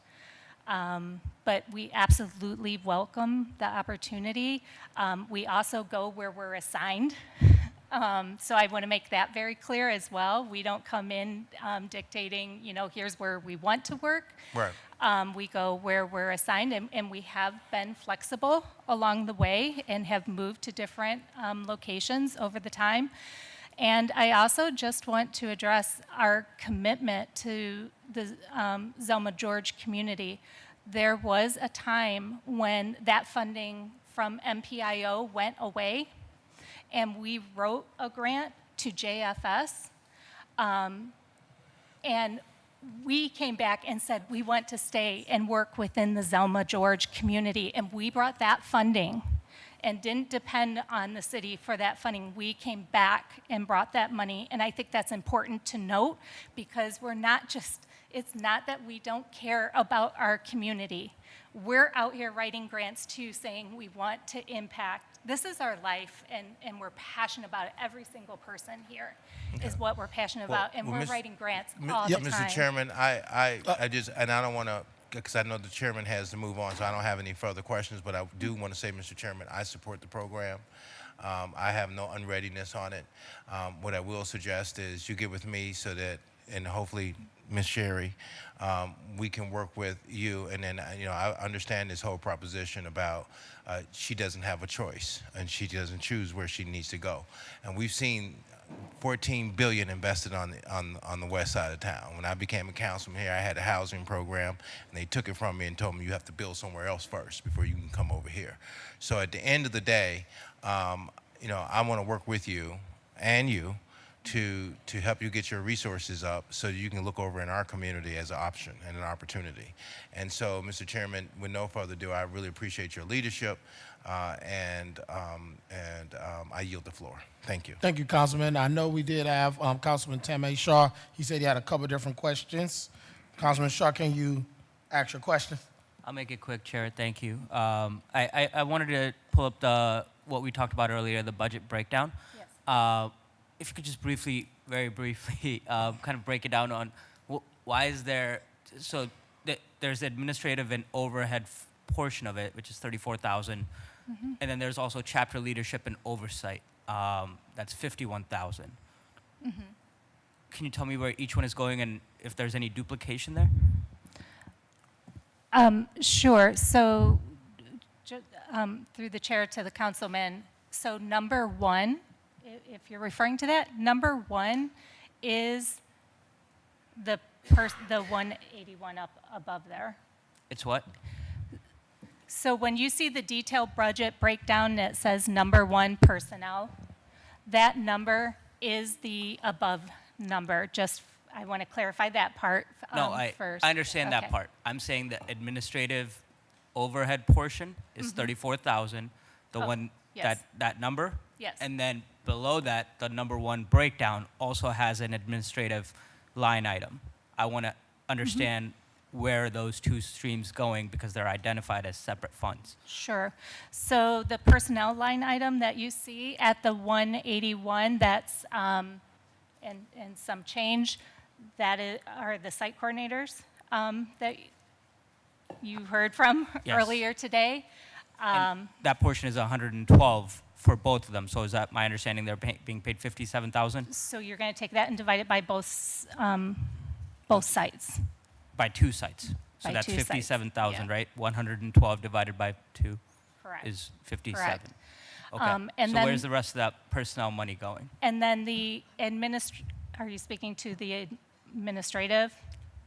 I'm speaking to the senior program coordinator who, like, and then the chapter leadership and oversight, the $50,000, where's that going? So to break that down, the chapter leadership and oversight, we do have a senior program manager who's responsible for overseeing all of the site coordinators, also doing that YPQI assessment, AI assessment. He does the pulse checks, the monthly pulse checks where he goes in to make sure that it's a safe, safe site. As well as does the training for our site coordinators. So that's specifically that from the senior program coordinator. He is out in the field in the afternoons doing those site visits, also making sure whether they need something. He also fills in if there's absenteeism. He's being paid 17,000 for that. That is a portion of his salary. Okay. Because we took that and divided it by how many sites we had. So And then that's how what you're about seeing. the 50,000? The chapter leadership and oversight? Yeah, so that's everything from the wonderful operations manager that you see sitting here. There's a portion of my salary in there as well. And then how does that differentiate? I'm sure you're asking from like the administrative oversight in that. Correct. That comes down to like our, a portion of the finance personnel, a portion of the HR personnel that it takes to actually run our organization. And so there's a portion of that that gets assigned to every site that we have. Okay. I hear you. In closing, what I would like to see is the workers who are doing the work being paid more at the end of the day. I think if what I'm understanding right is this is a full-time position for the site coordination, and if they're being paid $57,000, following up, doing all of this work, we keep going back to why is this program not serving more students?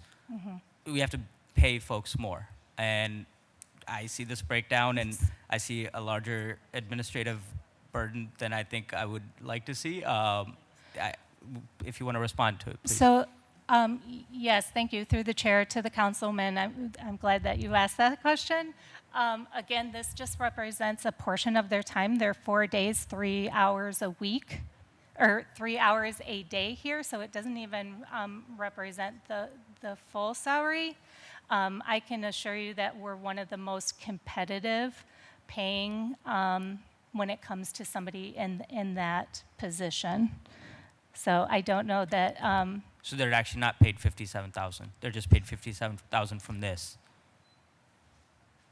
Correct, because again, there's other funding that we bring to the table for this program. We're just representing what portion of this funding pays for them.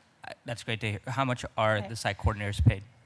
So I'm happy to provide that to you separately. I don't know that I want to be on public record sharing what their salaries are, but I am more than happy to send that to you separately. I'd like that. Thank you.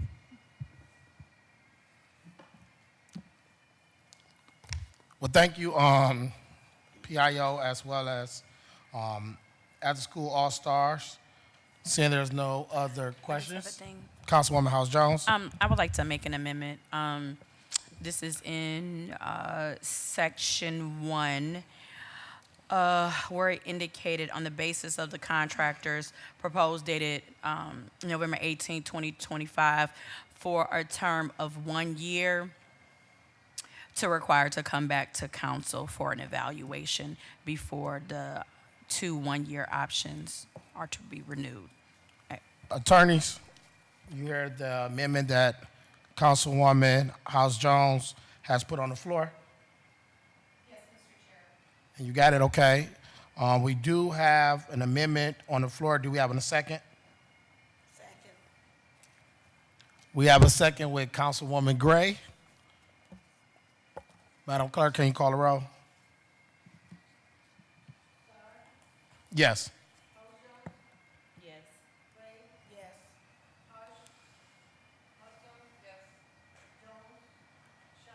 Yes. Yes, we have it. Any other discussion? Ordinance number 354-2026 as amended passes. Thank you.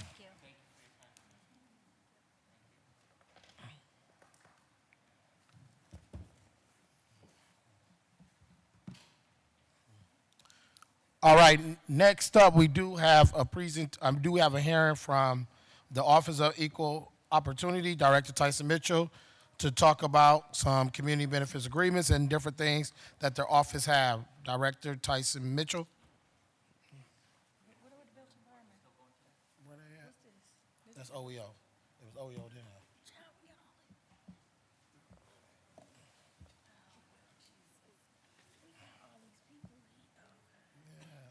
Cause y'all go, I know y'all gonna cut up on it. Do you want to? Is building environment still here?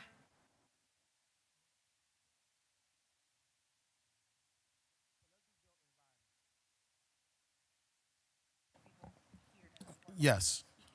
I got you. I already got you, Director. Yes. Talk to Ibacon. All right.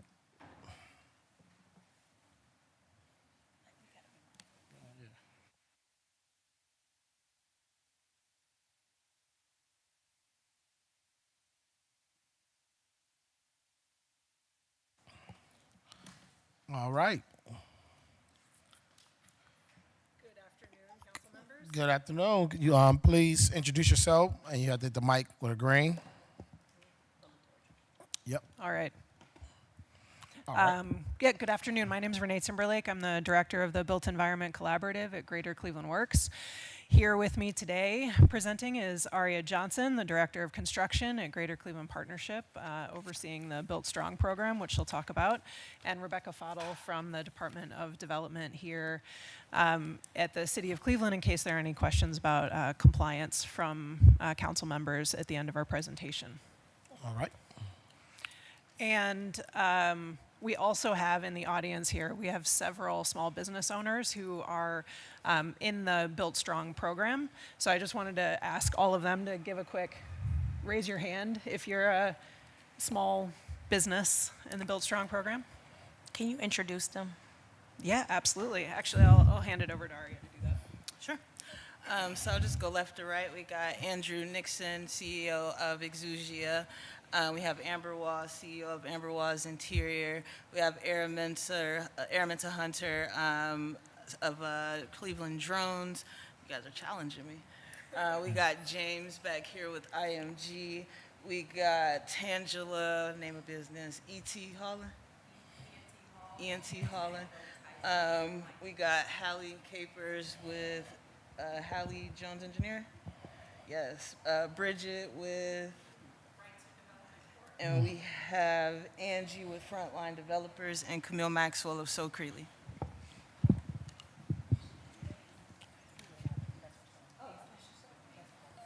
Yeah. What you doing? All right. Great. Can we advance to the next slide? I click it right here. Oh, okay. Thank Put you. it on. There you go. I'm technologically challenged today. You're good. So let me first give you a quick rundown of the Built Environment Collaborative for anyone who needs a refresher or is new to it. Through the City of Cleveland, Greater Cleveland Works received a grant, an ARPA grant of $10 million to support the construction industry and City of Cleveland residents, both getting into the construction trades as workers and as represented here, supporting small businesses who are working in construction and related industries to help with their capacity building. So those are, there are really three main components. The small business piece, again, Aria is going to talk about more. One of the major components is training and wraparound support programs. And those programs cover a variety of things from sort of entry level, what we refer to now as employability skills. Some people call them soft skills, that are really more about getting people ready to be for the training programs that are going to do some of the more hard skills training, all the way to those hard skills training programs. And the primary pre-apprenticeship programs we work with are Cleveland Builds, which you'll hear more about in a minute, and Tri-C. We have several other partners who support wraparound supports for individuals, and they have different skill sets. They maybe work with justice-involved individuals. If somebody doesn't have a GED, for example, there's a different, or high school diploma, there's a different pathway for those folks. And the wraparound supports, depending on the organization, include things like social workers, access to legal representation, and financial supports, which I'll get to in just a second as well. So that's the majority of the funding has gone to those organizations that support Cleveland residents trying to get placed in jobs within the construction trades and aligned fields, which might include infrastructure, utility work, things along those lines. The other big piece, in addition to the MBE component, is what we refer to as the Barrier Removal Fund. The Barrier Removal Fund was $1 million set aside from that initial $10 million specifically for individuals who are participating in the programs or for small businesses who are participating in Built Strong. And that money is intended to be generous, flexible, and easily deployed, and is based on a pretty simple premise that people know what they need and will tell us. They work directly with their coaches at the different organizations to communicate some of the challenges they're having that are keeping them from being successful either in completing a training program or in successfully placing in a job and staying in a job. Obviously, the criteria are a little bit different for small businesses, but Aria uses her best judgment in communicating both between Greater Cleveland Works and small businesses to identify need and how we can support those small businesses as well. So those are the three major components of the Built Environment Collaborative. Now, I've seen all three of you sorry, I haven't met you yet, but when Cordell Stokes was organizing those monthly recruitment events in each ward, those were really successful, and we really appreciate all of your support in getting those scheduled and the great turnout that we had at those events. And because of that, I'll skip to the next slide here, we are exceeding our recruitment goals in terms of enrolled individuals within all of the Built Environment Collaborative programs. So you'll see at the very top, our target by the end of the contract was 3,000 Cleveland residents enrolled in one of our training programs. There are now 2,000, to be clear, this is all as of December 2025. We collect data from our partners quarterly. The last quarter just ended, and so the data reports are actually due in 2 days. So within a few weeks, we'll have the update through March of 2026. So through December of 2025, we have over 2,400 people. That's 76% progress towards our goal. Our placement goal is 800, and you'll see we have 428. That 88 is are people placed in jobs. The other, I'm not going to do the math really quick or perfectly, but around 350 are all people who have been placed in apprenticeship programs. And so again, the target is 800. We're at 53% there. So I mentioned earlier that our initial focus was really on recruiting people, and those monthly sessions in each ward were really important in making sure that we get message about the built environment collaborative spread and getting those 2,400 people in. Now we're really shifting our focus to increasing the placement numbers and making sure we're developing the right relationships for that. We also, as you can see here, we work with several partners who work directly with youth, and so we've had 226 sort of intensive youth immersion experiences within construction, climate change, careers, and things of that nature. And we also had demographic metrics set. Those were set, as you see in the target column, the 65% for Black or African American participants, 13% for Hispanic, Latinx, 30% for women. The first two were set by the CMSD school populations. We wanted to make sure that the population of people served matched the actual community within the city of Cleveland, and we use CMSD demographics to set that standard. Obviously, that's not true for the 30% women, but if you look at just women in construction, it's about 4% right now.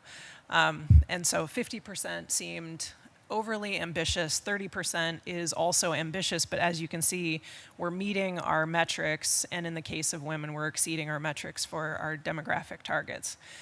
I'm very briefly just going to point out that we are beyond exceeding our metrics for minority business enterprise capacity building, and that is in large part to the work that Ari is going to talk about here in just a minute. And then you'll see at the very bottom the total grant for $10 million. We are 30 months into a 48-month contract as of December 2025, and that would be 62.5% of the total contract. And as you can see, we've spent 62.8% of the total funding. So we're really on track with the sort of goals and outcomes for the program. This is a map that I think you'll all find interesting, that I'm going to be working on making it a lot easier to read.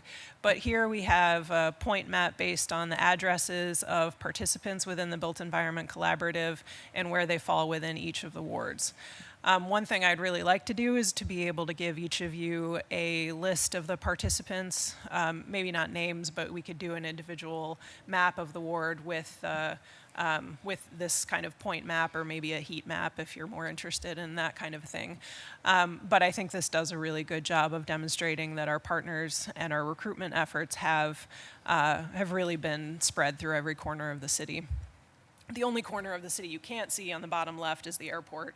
There are no dots there.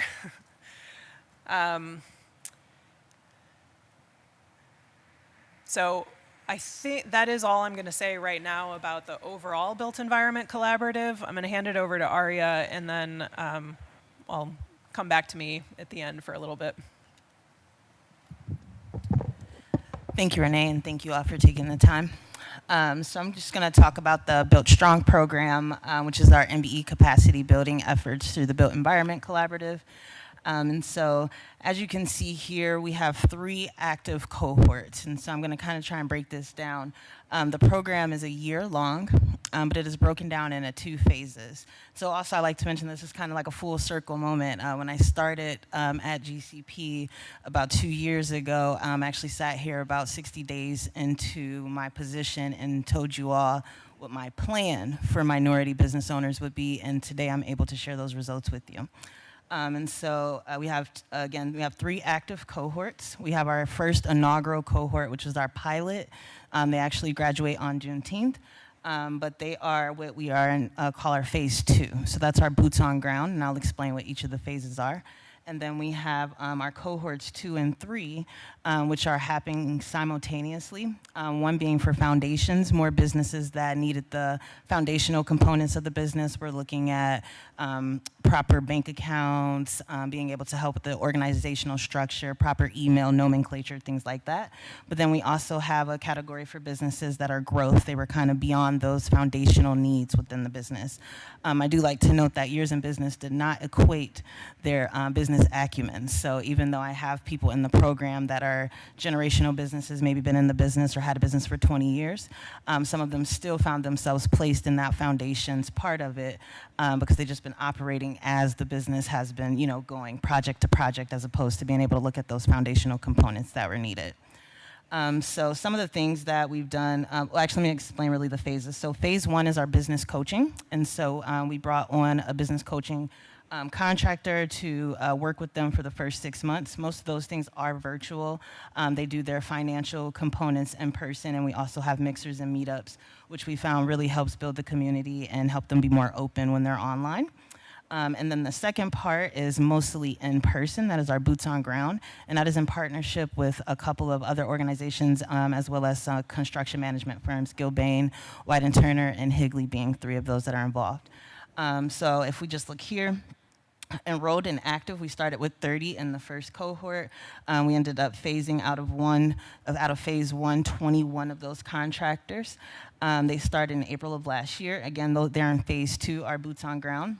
Some of the outcomes that we've had from that first group, again, in partnership with some of our partners, we have OSHA 30 training, which is in partnership with White & Turner. And so they actually host 4 days, the entire cohort at their facility, feeding them in all breakfast and lunch and giving them OSHA 30 certifications. We have 25 people completed the OSHA 30 certification the first time. We've worked with 8 different individuals to help secure lead certifications, whether it was lead abatement, RRP, or risk assessment. And then we saw $400,000 in new contracts for these individuals. And then in partnership with Gilbane, 2 of those individuals went on to join the Rising Contractors program. Gilbane actually just graduated 5 Rising Contractors. All 5 were from the Built Strong program. Demographics for the first one, we saw 100% MBEs, 54% of the MBEs being women. So if we look at cohort 2 and 3, I do want to note that these are happening simultaneously as a result of the pilot. What we did is we assessed each of the individuals in the program and when they started, as well as when they transitioned from phase 1 to phase 2. And we identified where some of the people who had those foundational needs were excelling and where they felt intimidated. And we identified where the people who were further along felt like they were being held back. And so we separated those learning tracks but kept the community together. And so with that, we ended up recruiting twice as many. So now we have a cohort of 50, 23 being enrolled and active in cohort 2, which is that foundations, 27 being enrolled in the growth cohort, which is, so again, that's what separates them, the 2 and 3. They all started on the same day, and both are going through business coaching. They just have separate costs. So we just actually completed OSHA training with them. We got 21 OSHA 30 certifications. Again, it is open to everyone. Some of them already have OSHA 30, and then 4 days, 9 hours a day is a hard commitment, so not all of them are able to make it. So we got 21. We have worked with 15 individuals to help get various lead certifications, and we are currently at a 100% retention rate. Demographics of the current cohorts, we have 96% being MBEs, 38% being minority women, 4% being white women, and 6% of those minorities being Hispanic. And then if I just wanted to share with you all too, like the diversity of trades that we have in the room. We have developers, you have your HVAC, electricians, we have commercial and residential, logistics, moving, painting, drywall, pretty much everything under the sun that is within the construction industry and adjacent. Again, so I kind of mentioned how we do the assessment. It is very important to note that we don't just assess from their growth and revenue. One job can change that. We really take a look at their confidence level and their business acumen and how comfortable they feel moving forward and being able to grow and scale the business so we can look at long-term sustainability. So if you look here, you have strategic planning ability. They started out at 35%. After they finished phase 2, we saw a 50 percentage point increase, and now we have 85% confidence level in their ability to plan strategically for their businesses.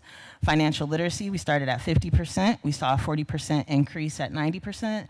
Systems building 15 to 75. Business confidence overall started out at a 2.8.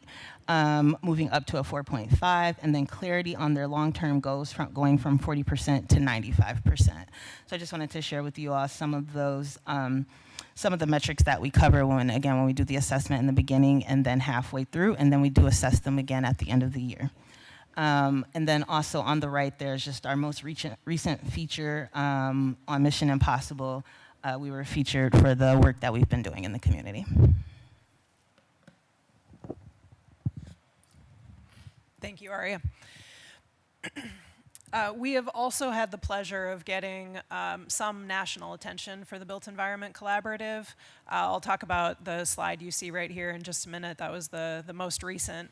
But it kind of started with a visit in November of 2024 to the White House. One of the participants, a Cleveland resident who completed Cleveland Builds and is now an electrician, was asked to be on stage with President Joe Biden at the time and his wife during a seminar or annual conference they had on education and apprenticeships.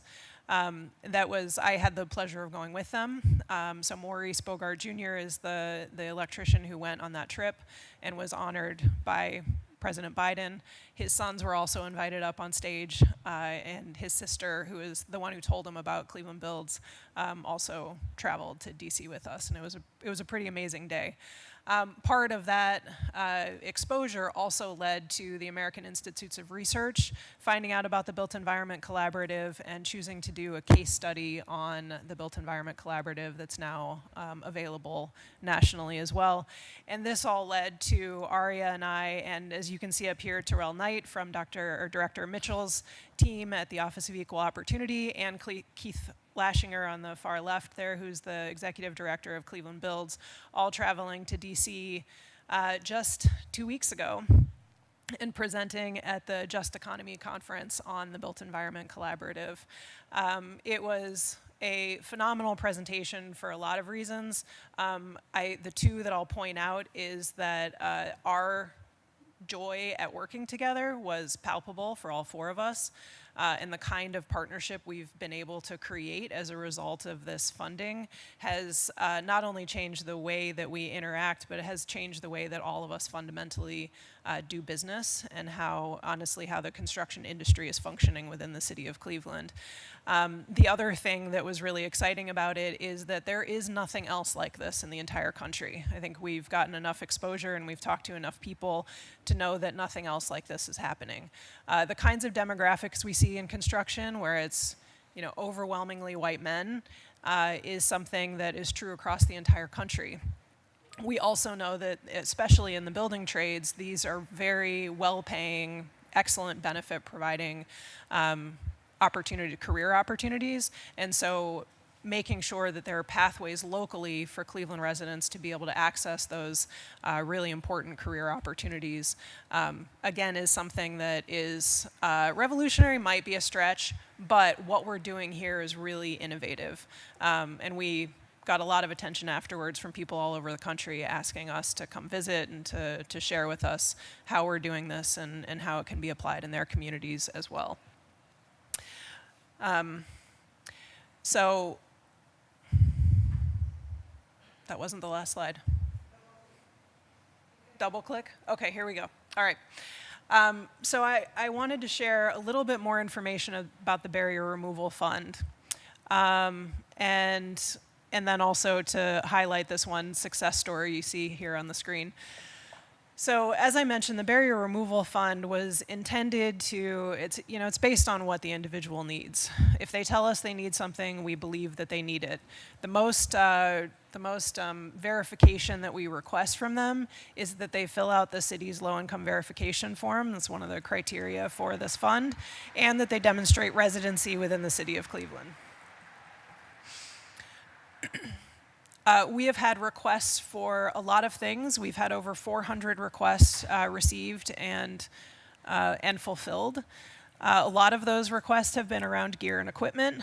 If you think back to the last 2 Januaries when it was in the below freezing temperatures or below zero temperatures, we provided a lot of apprentices with the appropriate kind of gear to be able to work in those kinds of climates. I think more impactfully, we've helped a number of people with car repairs. The funds from the Built Environment Collaborative have contributed to buying cars, which is a huge requirement within the construction trades. You really have to have your own car to be able to work in the industry. We also have, we've done a ton of driver's license reinstatements. I'm sure people in this room know that there are over 300 reasons historically why somebody might have their license revoked, and we have provided the funding to pay off some of the court fees associated with that and then to pay the fees for getting the license reinstated. We've helped with childcare, which I'll talk about here in just a minute. We've also helped with rental and utility assistance, including back pay on rent. We've also helped with back pay on car loans for folks who need that level of support. So this story here aired in Signal, Cleveland back in September of 2025. The woman featured here, her name is Erica Wade. She's a mother of 3, and before she found out about Cleveland Builds, she was using an app to get jobs day to day that would pay between $11 and $15 an hour. So she joined up with Cleveland Builds, but in order to participate in the training program, she needed help with childcare. And the biggest barrier for her at that moment was $289 that she owed to her childcare provider as back pay. And if she didn't pay that, then her children weren't going to be allowed to go back into the childcare facility.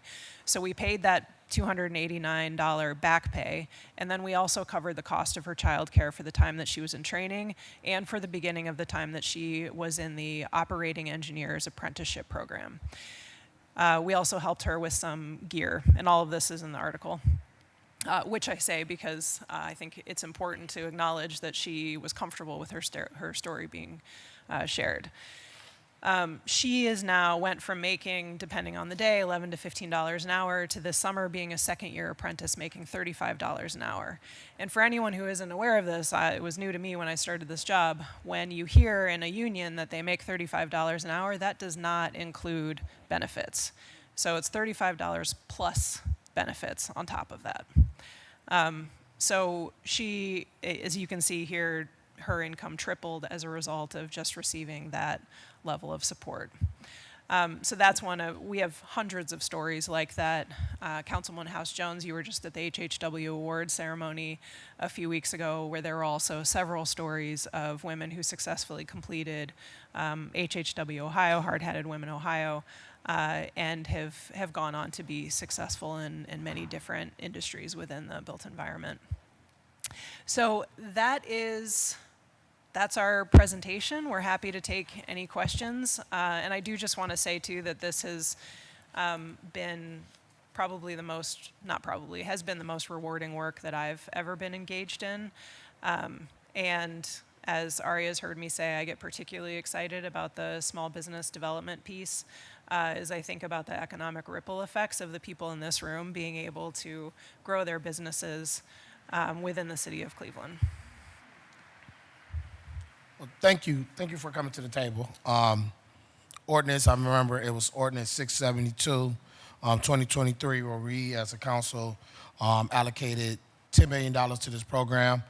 Some of the things that we wanted to make sure we did was try to create an opportunity to help with the Built Environment Initiative, such as growing our pipeline from constructions, MBE, and those logistics for people to be able to get actual jobs and getting the certification to be not just at the door, not just getting the training, but getting placed. So I definitely will ask from the standpoint of the numbers you have presented in this presentation, which is a great presentation, how many of those participants has been placed in full-time or permanent jobs? Of the, I believe it's 2,000. Yeah, that 2,400 numbers. How many Yes. of them are actually enrolled in full-time jobs or in permanent jobs? Do you have anything on that? Yes, Chairman, thank you for the question. We have 424 people who have been placed in jobs as of December of 2025, which is about 53% of our target. So our target was, so basically the 442 is relates to that 800, right, by the end of Correct. by end of December of this year.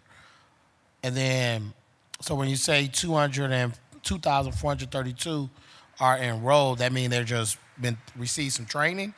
They have enrolled in training programs and completed training programs. And our agreement was to train more employees, but then we was able to place 800. Yes. Okay. That's odd. But no, the reason why I just say that to myself is because, training is one thing, but actually getting people sustained into employment, that's a whole different thing. We can do workshops, we can do informational sessions, but if you don't get a chance to join the organization versus being a part of the ones that just went to the smoker in Greek terms, there's a difference between going to the smoker than actually joining the actual organization. I agree. So, oh, sorry. yeah, so from that standpoint, of that number of 424, how many of them are placed in union jobs, apprenticeship jobs, or are permanent job, or are those all a combination of what? Do you have any data breakdown of what the 424 are actually doing of the 800 that you're trying to reach that goal? Yes, thank you for the question, Chairman.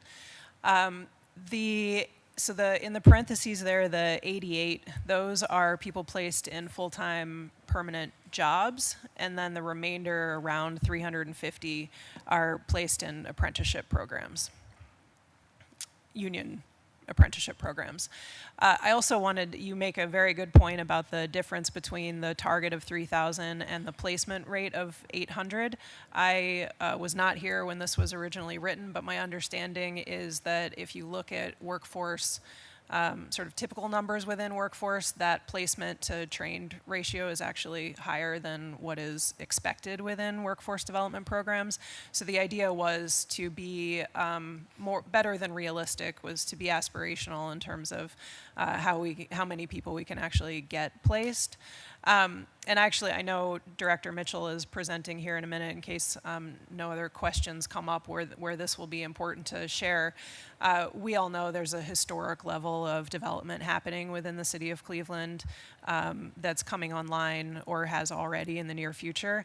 And through some of the partnerships that Director Mitchell's team has made, who we work with very closely, and some of the partnerships that Aria mentioned already, we're pretty confident and have heard from industry that within the next year or two, the need for apprenticeships is going to significantly increase in ways that we were honestly hoping it would earlier, but because of some national factors has not happened quite on the timeline that I think we had anticipated. Okay, and from that standpoint, you got to the end of the year to get to the 800, and I know you say it's about 53% to that. Are you expected to be able to achieve that goal to get to the 800 as far as placement? I think that would be unrealistic. We will definitely try our best. The contract was for 48 months. And that takes us to June of 2027. Okay. So there is, we're hoping by the end of the year. And as I mentioned earlier, we were focused on recruitment earlier on, anticipating that those enrollment numbers would be higher earlier, and that there would be a lag in placement numbers as we developed the programs and established the relationship. So we are expecting a significant increase compared to placements so far within the next year. Okay, and from that standpoint, I know you mentioned within that 424 of those are apprentices, and then the other 88 are part of, did you say union? Make sure I got that correct. They're other full-time jobs, Full-time. Not union. Okay. Yeah. Do you have any data on the actual employer hiring list, the number of ones who hire from that breakdown of that list? Is there any information of a payroll list that's available, or anything from that, just so we can see who these actual individuals were placed based on this agreement that we have? Do we have anything that can be sent over related to that? Yes, absolutely.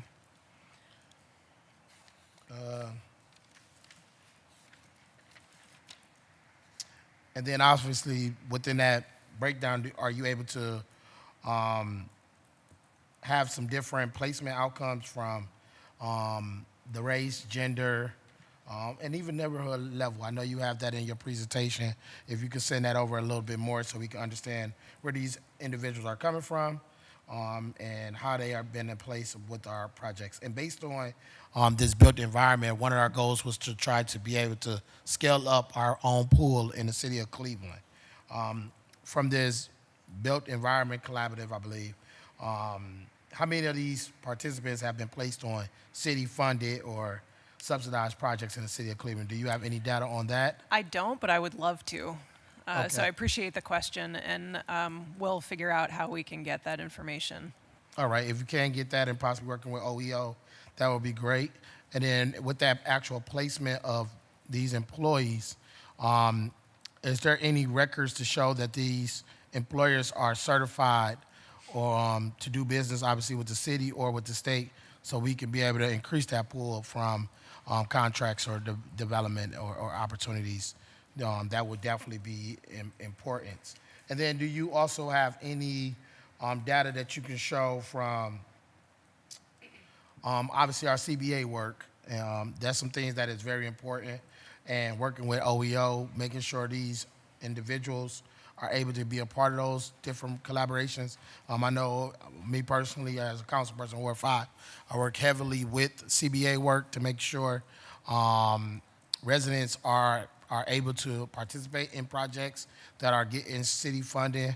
So that's something that I definitely am working with Director Tyson Mitchell and his team to be able to leverage that, and also to bring the support with my colleagues to be able to work together. And I see overall from this measurable, I just want to make sure from a ROI on the return on our investment standpoint, what is the cost per enrollee or versus those who enroll in your program versus the cost per job placement? Do you have any data to show this is what it took to enroll them in, and then this is what it's going to cost to get them placed into a job? Do you have any data to show from there, such as training support, support services, and then employee engagement, such as how you got the story about the individual that you provided some assistance for, who needed to get to get back on track, needed some license taken care of, and then therefore they were able to make more money. Do you have any breakdown of how that goes? These are excellent questions. Thank you very much. The breakdowns in terms of cost of person is challenging because we have 14 different partner organizations, and each program runs a different kind of program that costs a different amount. To the individual, all of our programs are free. I can look into trying to do a cost per individual, but again, it would be a range based on which program and the extent of the services offered. For example, Towards Employment has a sort of 2-week program for people interested in construction, whereas Tri-C, we're now helping fund their building and apartment maintenance program, which is 15 weeks long, and so the cost per individual is going to be substantially different between those two. As for the supportive services funds, we've had over 400 requests. On average, it's been about $1,600 per person. That is an average. In some cases, it's $40 for a driver's license reinstatement. In some cases, it's been significantly higher to help with a number of barriers that have been in their road. Yes, and through that standpoint, I know we talked about the placements, and can we have also some data or information on where their jobs are located at, that these roughly 424 have been placed? That is something that is important, because one of the things is I would have asked from just the lens of the bird's eye view, what is the measurable outcomes just to justify that we've already spent roughly $6 million into this program? That is something that is important to know, that we spent $6 million. We do have that goal of getting to 800 placed, and then I know we had the goal of trying to get 3,000 enrolled.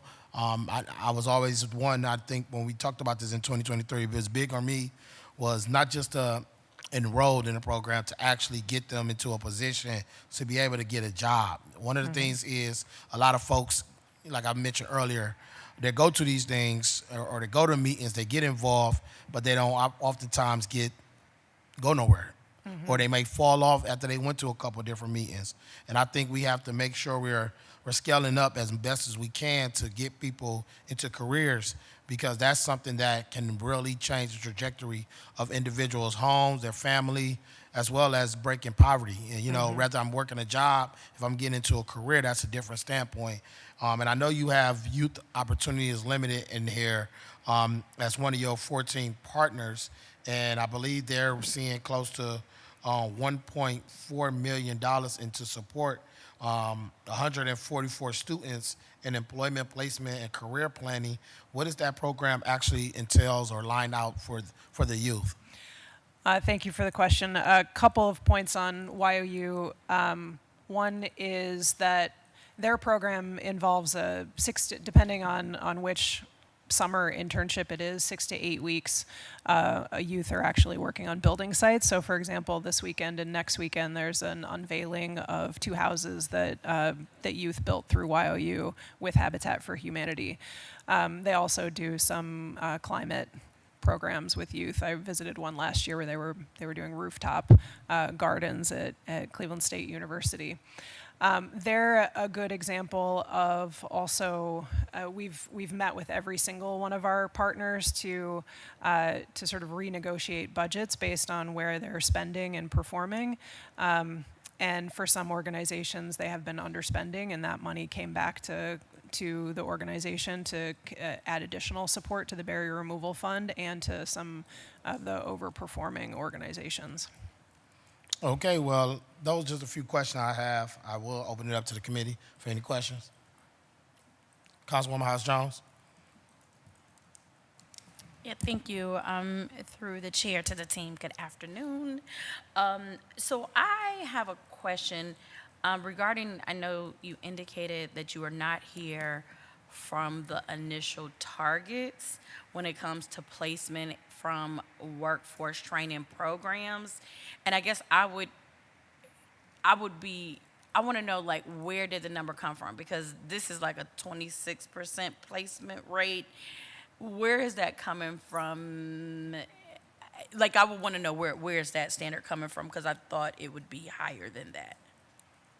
Through the chairman to the councilwoman, I can ask and get back to you on what the thinking was behind that decision. Yeah, yes, because that seems to be low to me. And then I'm looking at the enrolled, because I'm very big to ask through the chair to the team, where's the disaggregated data? We show just these general, like a general number. Where's the disaggregated data of like how many people are getting enrolled where, and understanding who is getting placed where, and what have been the trends, and what are we seeing? Are there particular training programs that are showing more promise than others? Like, where is that information? Through the chairman to the councilwoman, those are great questions, and having, I think similar to Aria, this is the second time I've been here. The first time was 60 days after I started. We started at the same time. So these are good questions and will help us better prepare for the next one. We do have all of that data, and I can share it with you. And would be very happy to. I think one of the big lessons we've learned is that I mentioned earlier that that it took some time to develop the partnerships to work more effectively, and as a result of that, we have figured out better pipelines so that the different organizations are partnering together to make sure that, so Cleveland Builds has by far the highest placement rate of any of our partners, for example. So and Tri-C is under new leadership is coming up pretty quickly as well. And so we know, because they have the right kinds of relationships, particularly in union construction, that more and more organizations are working with them to place folks in those training programs so that they can then get connected to those union jobs. We also are trying to work collectively on who has relationships with which employer, whether it's within union construction or not. So, for example, several of of us have very good relationships with the sewer district, and they prioritize hiring through the Built Environment Collaborative. There's a box you can check on the application, and they'll look at those applications. They'll give special attention to those applications. So we do have the disaggregated data. I can share that with you. And as we are working together, we are learning how to function more effectively for Cleveland residents to be sure that more people have access to those good opportunities. Through the chair to the team, you've indicated that this is very unique, that it's not being done anywhere in the country. What are we actually doing that's different? I think there are a few things. One is the partnership between nonprofit organizations, the city government, and private enterprise contractors. That is a pretty unique thing. The Community Benefits Ordinance is not something that exists everywhere. And so that legislation has also furthered the connection between those three entities. What we hear from social service organizations is, how can we get people connected to construction? We don't have those relationships. So we have a network within Cleveland that really draws the line between the community serving organizations, city government, and development and contractors. So that is one aspect that is unique. The Barrier Removal Fund is something that, as far as we know, at the scale is only done in one other place, and that is for people who are already in apprenticeship programs in Oregon, and it functions similarly otherwise. But the fact that the Barrier Removal Fund is set up based on trusting the person who is asking for the assistance is an oddly unusual feature of it. The fact that it is set up to be generous, flexible, and easily deployable with very few barriers to use is also unique. We are very careful that we are trying to remove barriers, not put more barriers in place. So we don't ask for income verification other than self-attestation. We're not going to ask to see pay stubs. We're not going to ask for any kind of evidence of we are trusting that they're telling us what they need. That's something that is incredibly unique as well. Do you want to answer the question for the business side? So as far as the business capacity building side of it, and something that we also talked about 2 years ago when I came here, is really the holistic approach. So being able to build the relationships within the Built Strong environment. We have several developers as well, and so I can't guarantee a project. So we, and you mentioned this as well, Chairman, about having all of these workshops and these training programs, and it's always, another program, another something to go through, but where's the work? Where's the job? How can I land a contract from that? So we were very intentional about being able to include developers in the group as well, so that they can start to work together. So a lot of our Built Strong members, one, as we demonstrated as well, the community that they have started to build together, but also a lot of them are working together. So they're working on each other's projects. They're working in CBAs as well. They're working with frontline developers on their projects too, and then they're doing smaller residential projects together. So being able to, one, focus on long-term sustainability as opposed to being project to project or providing a service to help them get, again, just that next contract, but really focusing on shifting that mindset, financial literacy, and being able to consider long-term wealth building is also different than what you see in capacity building programs for businesses. Yes. And I'm going to ask probably one more before I let other people ask questions. As it relates to the Barrier Removal Fund, do we know, like, the tracking of where people are? So what is disaggregated data of those who received the Barrier Removal Fund? Are they enrolled? Are they getting placed? Are they not in this? Where is that information? Through the chairman to the councilwoman, I've been known to bury the lead, and this is an example of that. We do have a sort of overview statistic that for the people who have received Barrier Removal Fund support, they're 40% more likely to be placed in a job than those who have not received it. So that is an overview statistic of how successful the Barrier Removal Fund has been, but we can also provide disaggregated data around that as well. Yeah, I mean, through the chair, to our director here. These things are important because, again, I think if you can even hear the conversation that we had from the previous things, we are at a time now where we have to more fully share what is going on. And I know it has been a trend to like talk about generic overview versus getting down to very specific things so that we can make more informed decisions about what is truly working and what is not. And I think it is very relative. When people say something is working, it's like working the who, where, when, how, right? Because my perspective may be very different than someone else's. And so being able to have more informed knowledge, right? Because I'm thinking through, and this will be my last question for real, through the chair to the director is, yeah, we did this thing. We made this $10 million investment. What is gonna happen come June 2027? Through the chair to the director, this is the $1 million question. It's, well, a $10 million question. There are quite a few things that we're doing right now. There are some examples, and I think actually the Build Strong program is a good example of how local contractors and developers are stepping up in ways that they haven't in the past. Some of those ways are financial or in-kind services that didn't exist before and are helping to support the business side of this. For the Barrier Removal Fund, we are actively fundraising throughout for national dollars to bring the Barrier Removal Fund, not just for the Built Environment Collaborative, but for the city of Cleveland at large through Greater Cleveland Works, so for all sectors. And have had some, I'm not going to say luck in terms of we've got money, but we've had some really promising conversations around that. Fundamentally, my understanding of this money is initially given is that it changes the way the system works. And I think that we have demonstrated, we have achieved that to a certain extent and are hoping to continue to achieve it.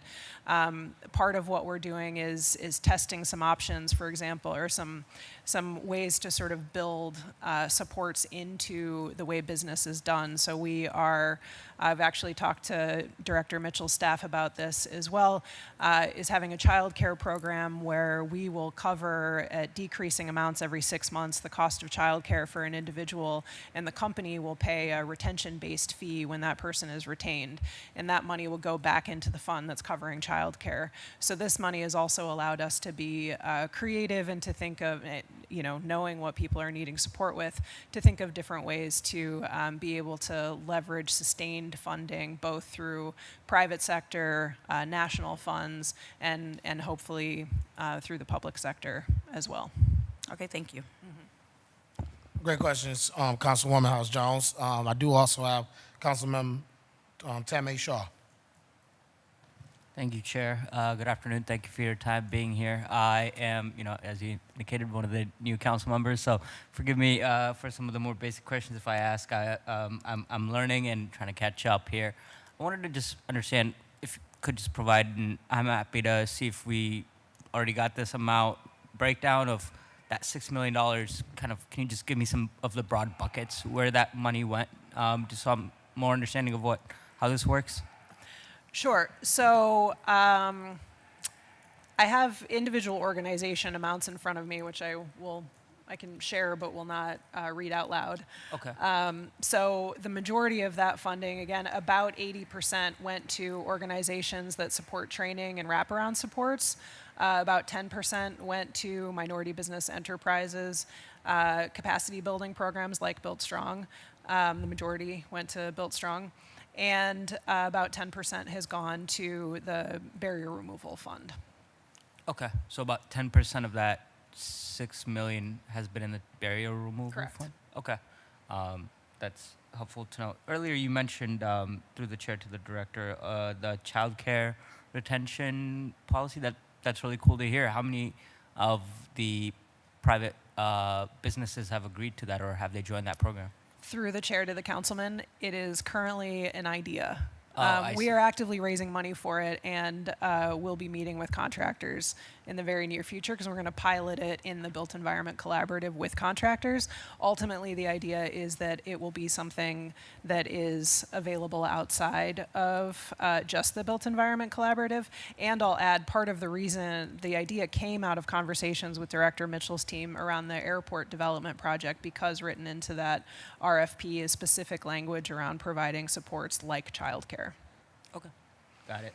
Yeah, I would love to get the breakdown of where the money was spent or how it was used, and then my last question was just regarding the placements. I know we addressed it briefly during my other colleagues' questions. Just wanted to understand in your viewpoint. I don't know if you covered this exactly, but just what do you think is the barrier there of like why we're not able to actually find the jobs for the folks that have now been enrolled and trained through this program?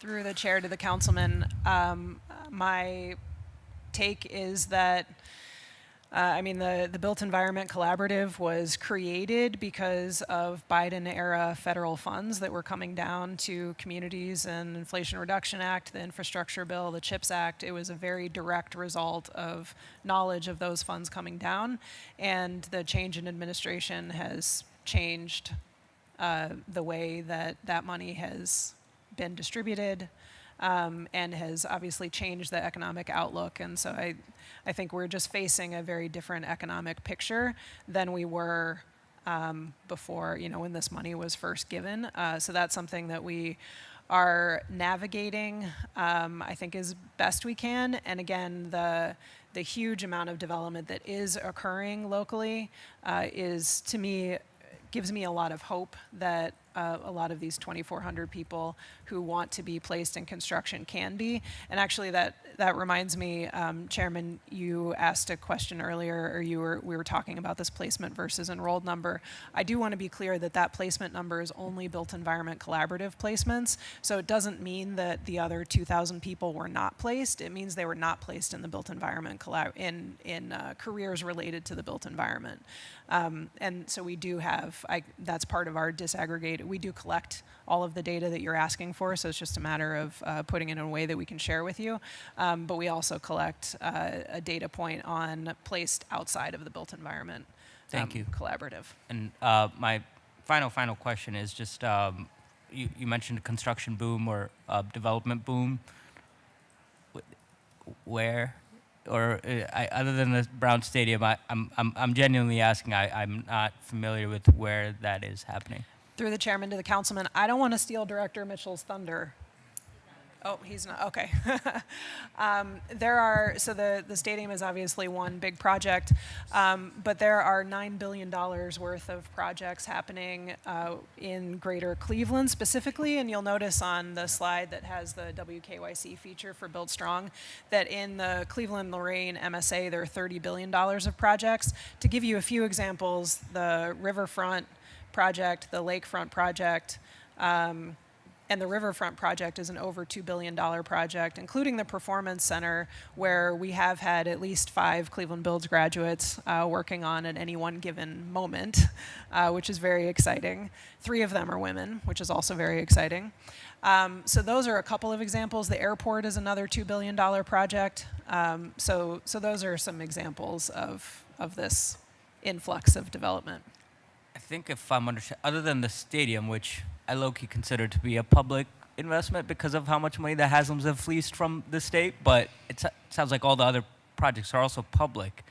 It seems that's, I just want the committee to note that it doesn't seem like there's much private development that is being invested, which I think we keep chasing with incentives. And I just want to point out, once again, when there is development, it is public dollars that is being developed. So I appreciate your work. Thank you. That's all my questions. Thanks, Chair.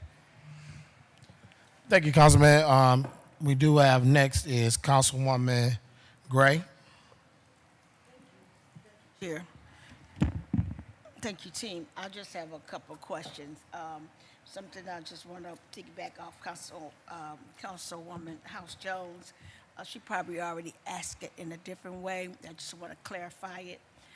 Here on your enrollees by ward, You have here on the map showing these different, all these little circles. Does that, in each ward, does that show how many applicants went through this program per se, or are all these folks that circled in each ward applied? Is that part of the percentage showing here as of December 2025? And then the target by end of contract, does that match up with the circles of the people that is part of the program, per Yep. se? Through the chairman to the Chair, councilwoman. to the team. Correct. Though each circle is an individual and their address. So we collect all their addresses. So every circle is an address of a participant. And these are for enrolled. So these are the 2,400 enrolled individuals. Okay. I do want to create a map like this for those who have been placed, because I think that would also be really interesting information for you all to see. Okay, yeah, that's interesting, because what Councilwoman House asked earlier, how many, what we see by the numbers, but how many people per ward actually graduated, got a job, and still waiting for a job, and what are they doing waiting for the job? Are they still in the program, still getting initial help, still training along the way instead of graduating through the program and they're not doing anything, and or did they have to find another job until they get a job, such as going through the program? Chair, to your name? Arlene. I want Arlene to ask that question, since she basically, what's her name? Aria. Could you answer that question, Chair, to Aria? Can you repeat it? Yes, I want to know how many people, like you said, how many people graduated already and got a job, but the ones that haven't gotten a job, are they still training within the program, and or did they get another job and waiting to find the job that they want through the program? Okay. So yeah, through the chair to the councilwoman, that's why I asked for clarity. So kind of with the minority business owners that I'm working with, it's not necessarily placement on a single job or like them getting into a career path. So it's all project based. So it's a yes and. So currently some of them do have current projects they've been able to be enrolled in. All of our cohorts are currently active. So every other week they are all in a different workshop, whether it is the foundational group that are doing their business classes, or the growth group that are doing their group coaching classes. Phase 2 of cohort 1 they're all doing their boots on ground part of it. And so again, like 2 weeks ago, they were at Gilbane doing safety and quality. We just finished also 2 weeks ago simultaneously the OSHA 30 training. So there is actively something going on throughout the year for all cohorts. All 71 individuals are actively engaged, whether they're in a project or not. Okay, great to hear, great to hear. I like that. Second question, with all the chair to the team, you spoke earlier on the different partners that you have, like Towards Employment, Tri-C, While You, Frontline, is that Frontline Development, and probably some other partners. Are you accepting other type of partners, and per se maybe training apprenticeship schools that's already in effect of teaching youth like 13 and up, 16 and up?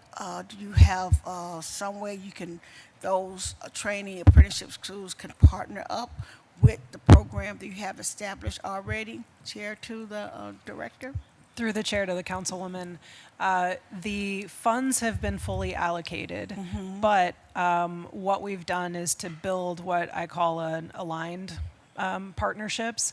And so several of our aligned partnerships, one good example would be Youth Build out of Ohio Guidestone. So they're not a grant recipient, but they do very similar work. And so they come to our meetings, they participate in conversations. You mentioned frontline development.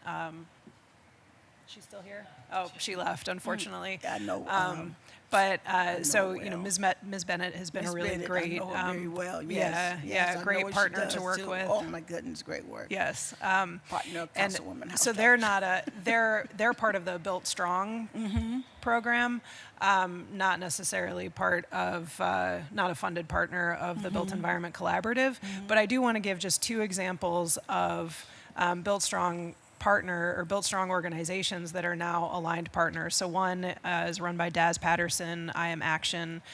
He has both a nonprofit organization that supports youth trying to get into construction, and then also has a construction arm where those youth are trained and can work. Okay. And so he's been brought on and as an aligned partner, and Tamara Jones as well, who owns Mainline Services, has a similar training, earn and learn opportunity, a nonprofit paired with a corporation.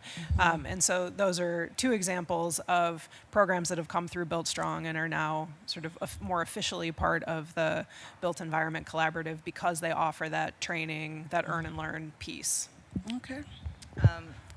Through the chairman to the councilwoman, I also want to add to that as far as partnerships go, also continuing to reach out and develop relationships with organizations to help build out that second phase, that boots on the ground.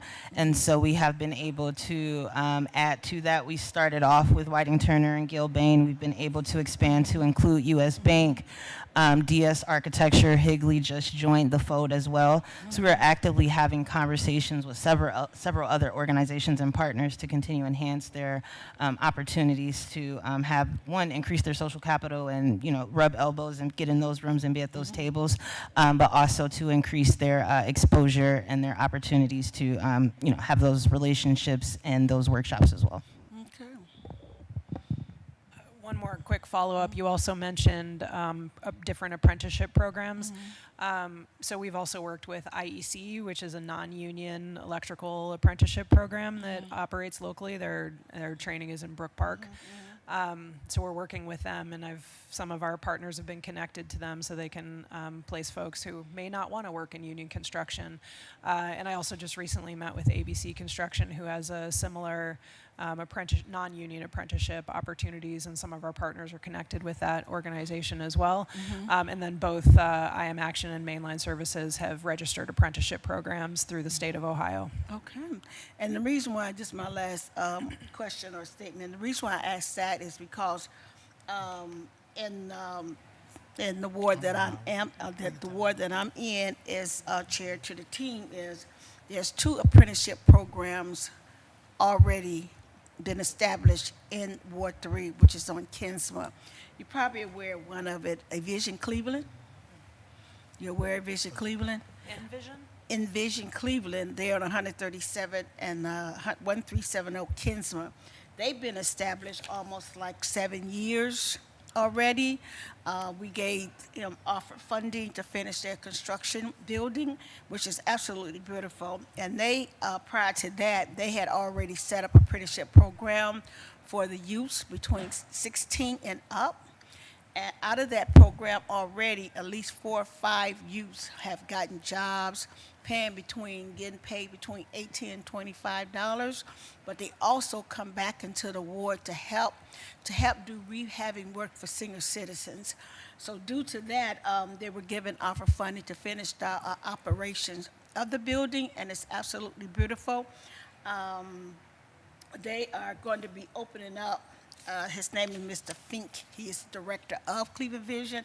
I have his information, and I just gave them some gave them some funding to open back up. Their program going to start They're going to start accepting applications May 17th. The program going to start June 1st, and it's going to incorporate youth to get a stipend to go through the program and learn the apprenticeship program, and they're going to be paid the stipend through the program. So I just spoke to them last week because a lot of kids, that's out in an area where a lot of kids can walk from home who don't have transportation. is 16 and up. It could be 16, 20, 30, 40, 50, 60, 70 years old, and even older, so it's open up to all ages.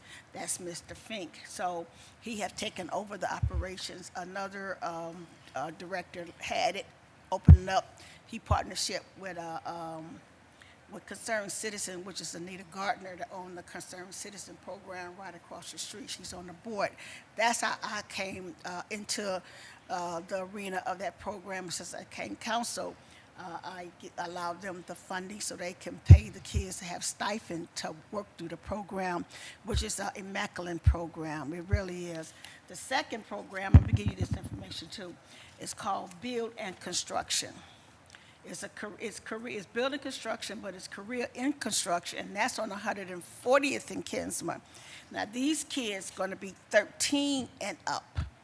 That program already opened up last year, so his building should be finished with construction operation this summer.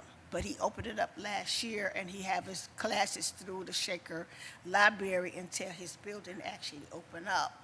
So those two programs are going to collaboratively work together with the kids, going from one building, one apprenticeship program to the next, which we are elated and excited because it's right in the urban neighborhood.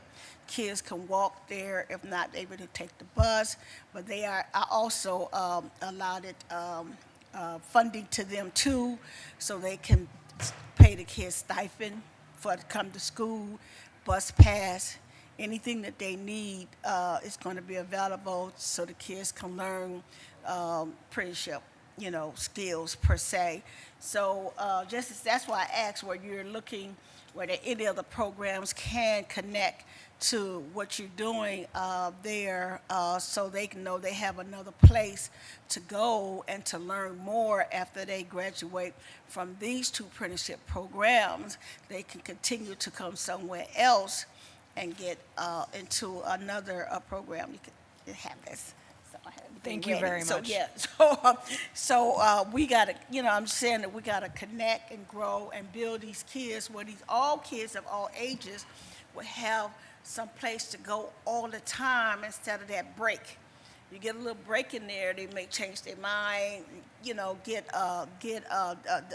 discouraged, and then all of a sudden they back somewhere where they think that they can accomplish what they went through. Because once the program is over, they need to go to another program, and keep building those training skills. And then, like you said, to have other places where they can train and educate themselves until they get the job that they're looking for, but also get in the meantime, they're constantly training to know training never stops. Training never stops. So due to one is 13 and up and the other is 16 and up, they are going to work together however after they graduate. And today everybody don't get a job, but they can prepare into this program, sign up and keep moving, learning more of the trade that they started off with, because it's going to be a social connection. Let me tell you something, when you change your thinking, you got to change your lifestyle in the community that you still stay in. And that is a heavy burden for our kids to know that it's hard for them to do that because they're dealing with so much peer pressure. Just a flick of a finger can change them, go back where they was, because no one got them in between as they adjust to move over to the next step. So we see that all the time, and that's why I just wanted to share that and hope you reach out to Mr. Fink, he texted me just yesterday and let me know when that program going to open, because we got a lot of kids waiting to knock down his door, and that's the old King Tux building that they took and they renovated that, which we all probably know. I don't know if you guys know where it is. We all know it is, but they renovated that building into apprenticeship school, and it's absolutely beautiful. It's 3 floors. And then the building down on 140th and Kinsman, when that opened up, it's going to be just astonishing, because to have those type of programs right in the community, right in the urban community on Kinsman, it's amazing. And a lot of folks don't even know because they've been calling me like crazy. But I'm not over the programs. I just allocated the funding. So I just told both of them, you got to start getting the information out there because there's so many other areas they can connect with other apprenticeship programs so people can know if you can't get in this one, you can come across town and get in that one, per se. So thank you for sharing this, what you're doing and where you are right now and stuff. I definitely appreciate more information of the change and what you're doing. And congratulations to all of you guys. Thank you, Councilwoman Gray, for your line of questioning. That is important. Obviously, the connections and collaborations and bringing it home as far as being able to get those certifications and get that career opportunity in your neighborhood, which is oftentimes overlooked, but that is a key component. I wanted to bring this young man to the table. Can you introduce yourself? Press the green button right there, or yep. Come on to the mic. My name is Cameron Capers. I'm a fourth-year engineering student at the University of Akron. I'm here with Hallie's Engineering Design. My mom. Come to the mic. With my mom's firm, I work part-time during school. I'm going full-time once this semester ends in a week and a half or so. So yeah, that's my part here. Yes, and say your name again one more time. Cameron Capers. Okay, and what high school you went to? Copley High School. Okay. Yeah. So one of the things is big for us because, don't you start. One of the biggest things is for us, when I see young people in the room, it's always great to hear their perspectives on what is going on and how this work is happening. I did pull up the legislative summary, obviously from this Ordinance 672, 2023.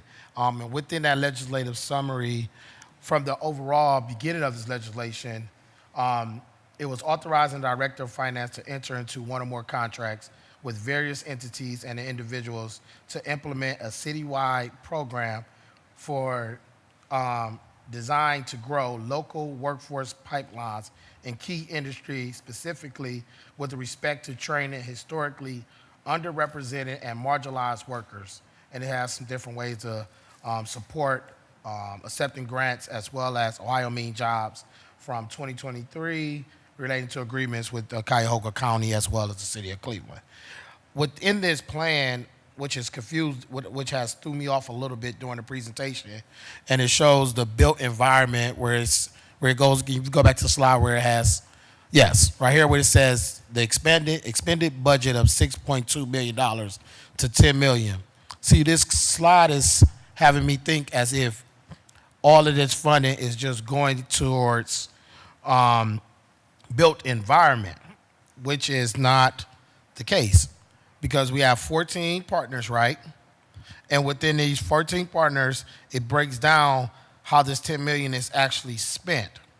And when I look at this program, you have ACES Mentor Program of Cleveland, you have Cleveland Builds, Cleveland Neighborhood Progress, Contractors Assistance Associations, you have Cuyahoga Community College, you have Greater Cleveland Partnership, you have Hard-Hatted Women, you have Ohio Means Jobs Program Management, which is essentially the built environment. You got Red-All Green Partnership, Spanish American Committee, Towards Employment, United Labor Agency, Urban League of Cleveland, Greater Cleveland, and then YOU.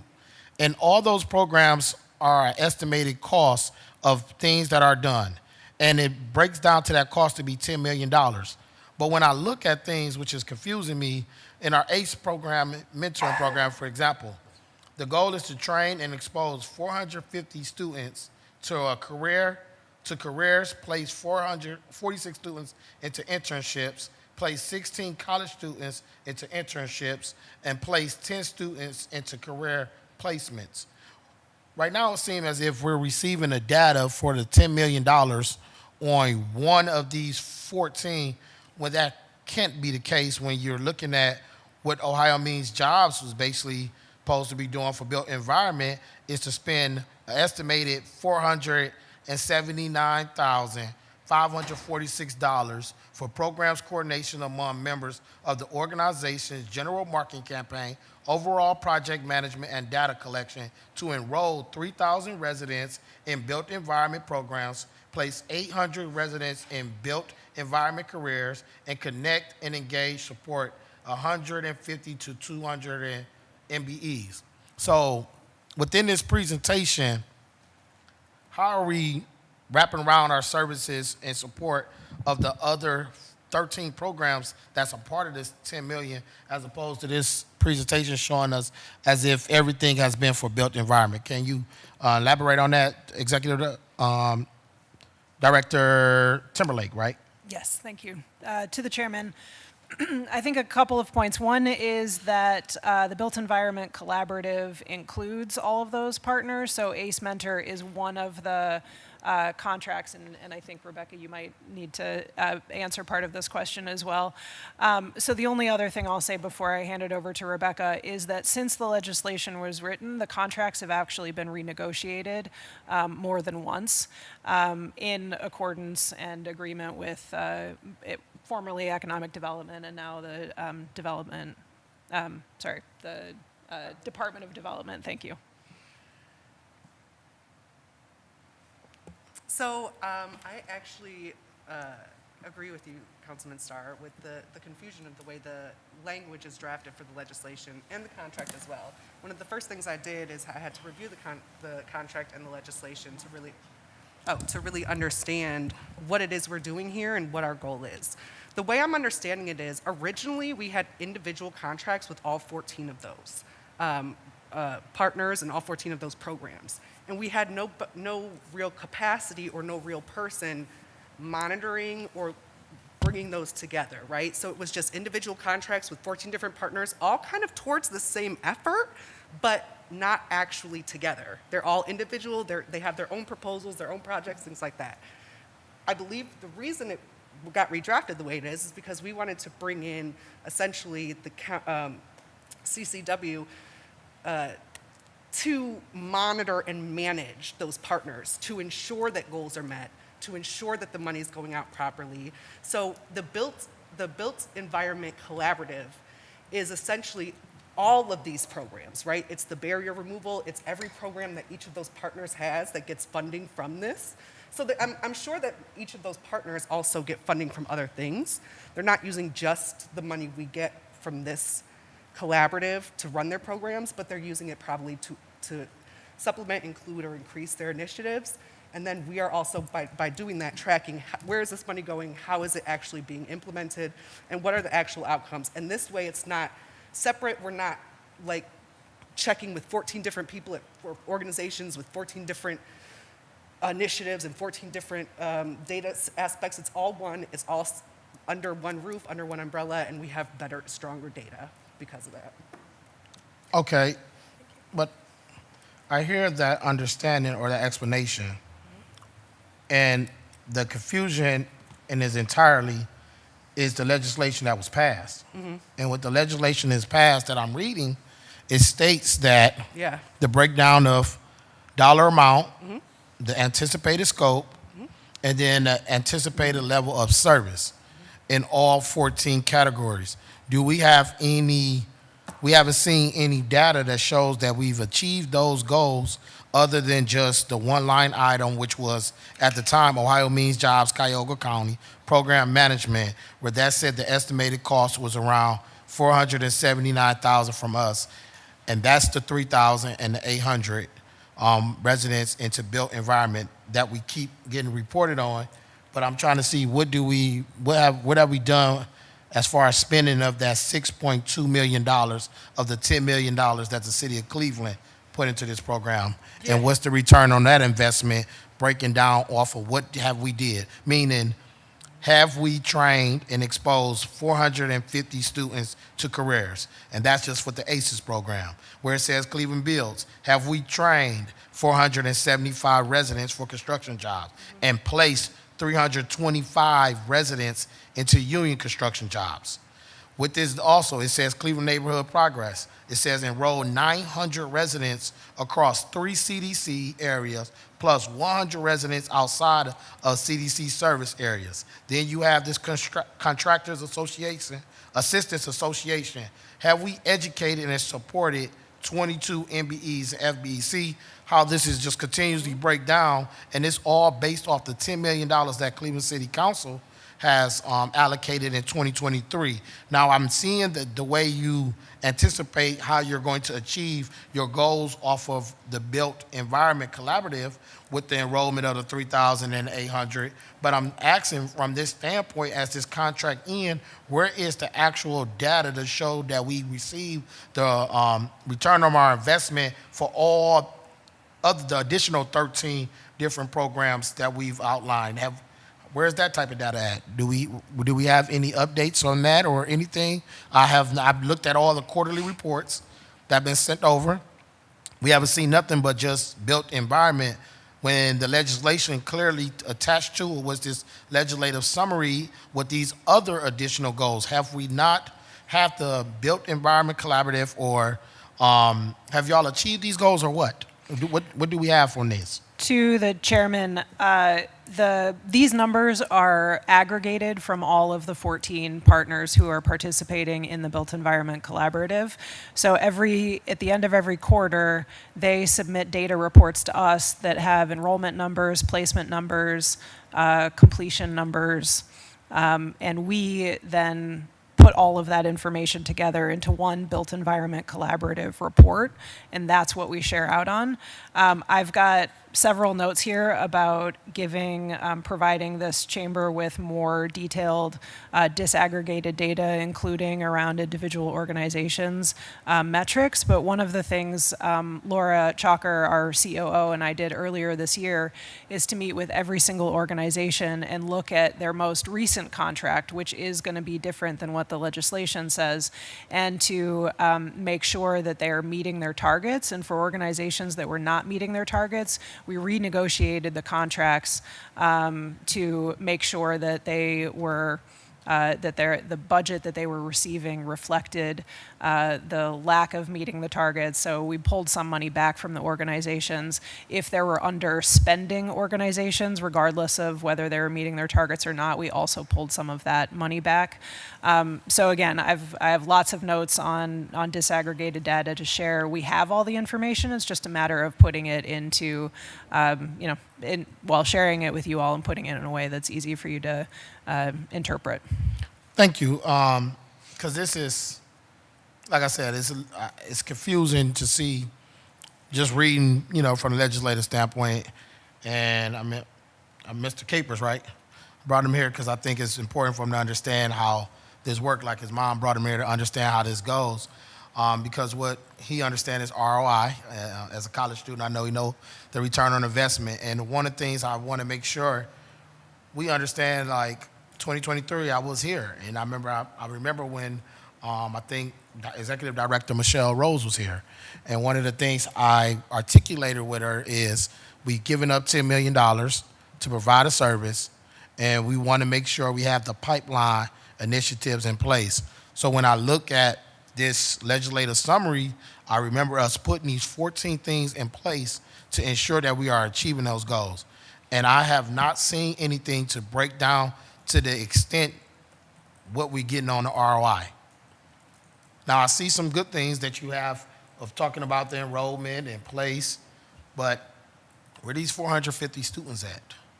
Where's these 900 residents across 3 CDCs? Where is the offer of pre-apprenticeship and career training? Where is the training to certify case management from low-income and Latino Hispanic students? Where's the recruitment of 140 residents in towards employment? Where have we offered up to 3,000 participant in urban labor agency wraparound supportive services? Those things, where's the 820 students in the Urban League program? I haven't seen none of that. I was on a member of this committee. I haven't seen any of this data. I've seen the reports just all tracking how you are moving forward to get in 3,000 residents in the built environment, and then trying to get the additional residents that's supposed to be 800 into that. So I definitely want to really get the answers, because I believe we need to know exactly where these dollars has been spent, what the program are doing. Those was our goals. How did we reach these goals? And I also would like to definitely, I'm gonna put it out to our staff person, Ms. Ibukun, and possibly some discussion. We definitely, I think we need to call for an audit to see exactly where these dollars has been spent. So I would look to work with you to see what we can do as far as working with our city and our attorneys, because I understand what we was presented with, but then I'm looking at what it was told that we were supposed to do. And I also then even looked at the actual contract that was put together through the city as well as our attorneys to look at it, and I'm not seeing where we're actually achieving these things. So I definitely would want to do some offline conversation as well as figuring out where these dollars have spent. And I think Councilwoman House Jones had some questions. Yeah, it's just through this part. I think at this point, we need to see through the chair to the team, what is the change in the contract, right? Because I think that's one of the issues, is that we have one set of information, of an expectation of what should be delivered upon, and then you're like, oh no, we changed it.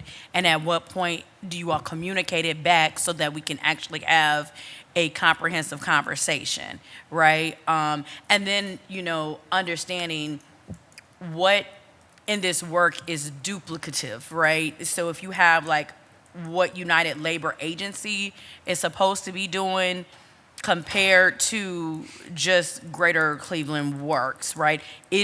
I'm assuming, is United Labor Agency facilitating the barrier breaker fund? Is that their work? Mm-hmm. Okay, and it's just as it's spelled out. I'm assuming the Greater Cleveland Partnership at the end, you were kind of explicitly clear on what was done, but I don't know if that scope has changed from based on what was initially done. And then the enrollment and recruitment, I think that is really important, because even as you're talking about the number of people that were enrolled, and that's one of the things for me of having disaggregated data, is who are you getting these people from? Mm-hmm. Who is performing, and it's hard to, like I said, to have really informed decision making without that information, because all things and all people are not equal, mm-hmm. right? And so I guess through the chair to the team, when can we expect to have the outline of this revised contract and the associated disaggregated data? So I can speak to some of that, and Renee can as well. This is actually the kind of exciting part about me being here. My role is really digging into this. So I started in July, and my role started with me. It didn't exist before, so my role is contracts and compliance in the economic development department. So this is just one of many contracts that are I'm sure you guys are familiar with, that require these kind of detailed follow-up and detailed reporting, and really reporting to the contracting department as well as the city, right? And the contracting department being responsible for collecting that data, managing that data, and really using it to continue to drive where we spend these dollars and how we spend these dollars. And so that's why I was brought in, was to kind of start this compliance aspect and really focus on it. Because before it was just project managers. There was not a specific team solely focused on compliance. So now there is. And this is one of the things. I've actually met with Renee and Lauren prior to this meeting, and they have quarterly meetings that I'll be attending as well. So I'll be working very closely with them. I've taken notes on everything we've discussed, and I have a really good idea now of the level of detail that we're looking at. I know the level of detail we've talked about as a department, which is very similar, breaking it down by ward, and really understanding duplicative efforts among partners, and things of that nature. With contract change communications, I can provide those to you, because any contract change does require approval from the Economic Development Department, and we did have some recent ones. We canceled a contract. We agreed to cancel a contract because one was underperforming. We also agreed to adjust a budget for another. And so I have that documentation available. But as far as the disaggregated data, I'm actually really excited to get working closer with our partners to track that data on a large scale in our department. So not large scale data, but track the data on a large scale. To be able to have that disaggregated information for not just this contract, but so many others that we needed as well. And so I'm because they probably already have a lot of that, I think it shouldn't be too long working in tangent for us to get it back to you.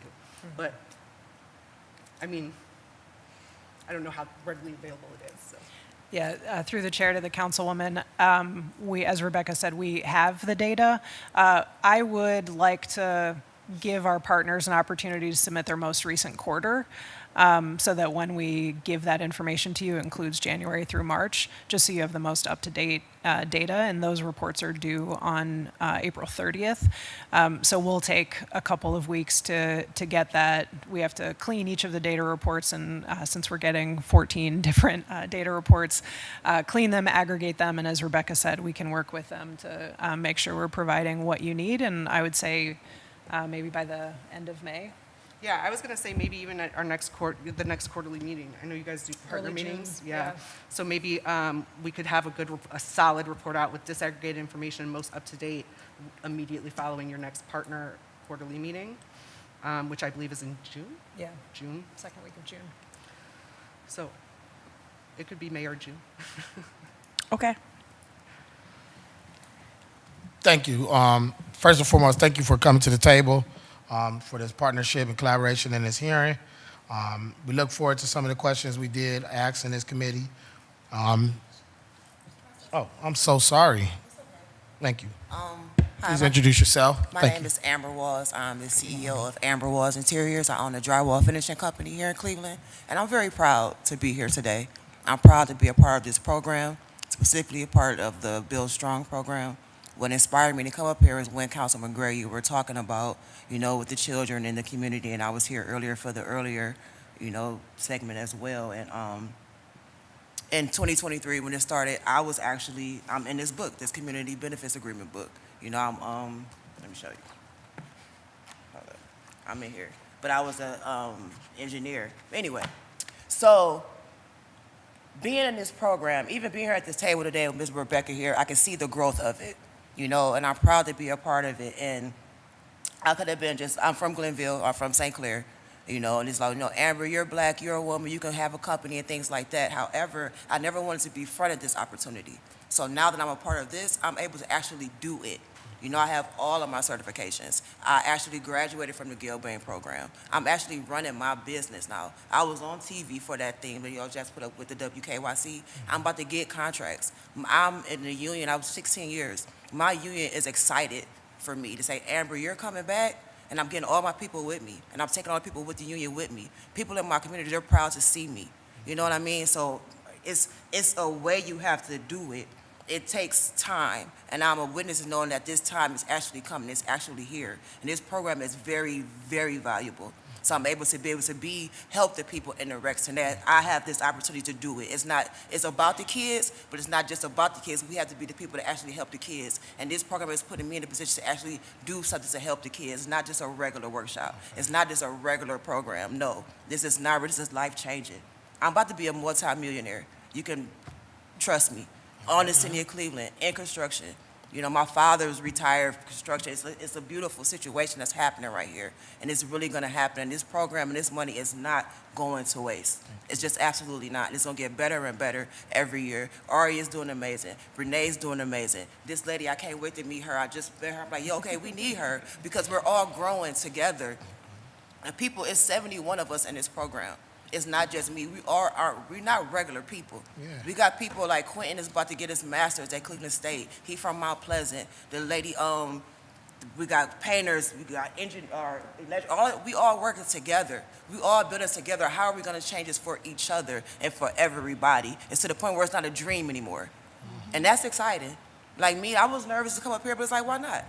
Yeah. Because we're tired of just hoping and dreaming. Let's actually do this. And you guys are really doing your part, and they're doing our part, so we all can do our parts together to really make this happen. And I just wanted to put that out there so you guys can know that. Like, they doing right by this $10 million. Chair, like, I just want to say this. I want to echo your name, Amber. Yes, Amber Walls. Quentin Green. Yeah. Quentin Green, he Yes. got the contract to build 8 homes on Mountain View. Yeah, he a part of Cohort too. And he did his opening. We did an opening on Mountain View last year. He gave his big block party. Congratulations. So many people came out of the community just to see this young man who grew up over there, coming back into the community, providing housing, affordable housing for the residents that's still in the community, and just to see this young man as they watch him as a little kid grow up, come back, is astounding. So yes, we supporting him. He's almost there, but he been approved by every level possible. And that's why and Bill we're still Strong is working so with him good, just to because- get that little bit more. Yes. But he got the 8 partials. He got to build 2, and he get the rest 6. But everything has been approved. So when you said his name, yes, I And do that's what they're saying, understand. true to that name, Build Strong. Like, Yeah. I'm part of the inaugural, the pilot program, and all of it was all over the place. So now when it came to 2 or 3, they vetted it appropriately. So now they're not wasting nobody's time. So you got these people over here that's building, these people over here they got their bank accounts, they know LLC, they need other stuff. And they're putting us in a position in rooms to actually do this. Like, White and Turner are giving us all this information, Gilbank giving us all this information, being to all these different seminars and things. We actually meet these, they're putting us in the position. They're giving me a blueprint to say, Amber, just do this, and we're doing it. And I just think it's just super duper cool, and it's only gonna get better and better year after year after year. It is. All right. Ooh. Thank you, Amber. That's how you close out a committee, right? All right. I think, thank you. Workforce Education, Training, and Youth Development Committee is adjourned, and will be called at the next committee here at the chair.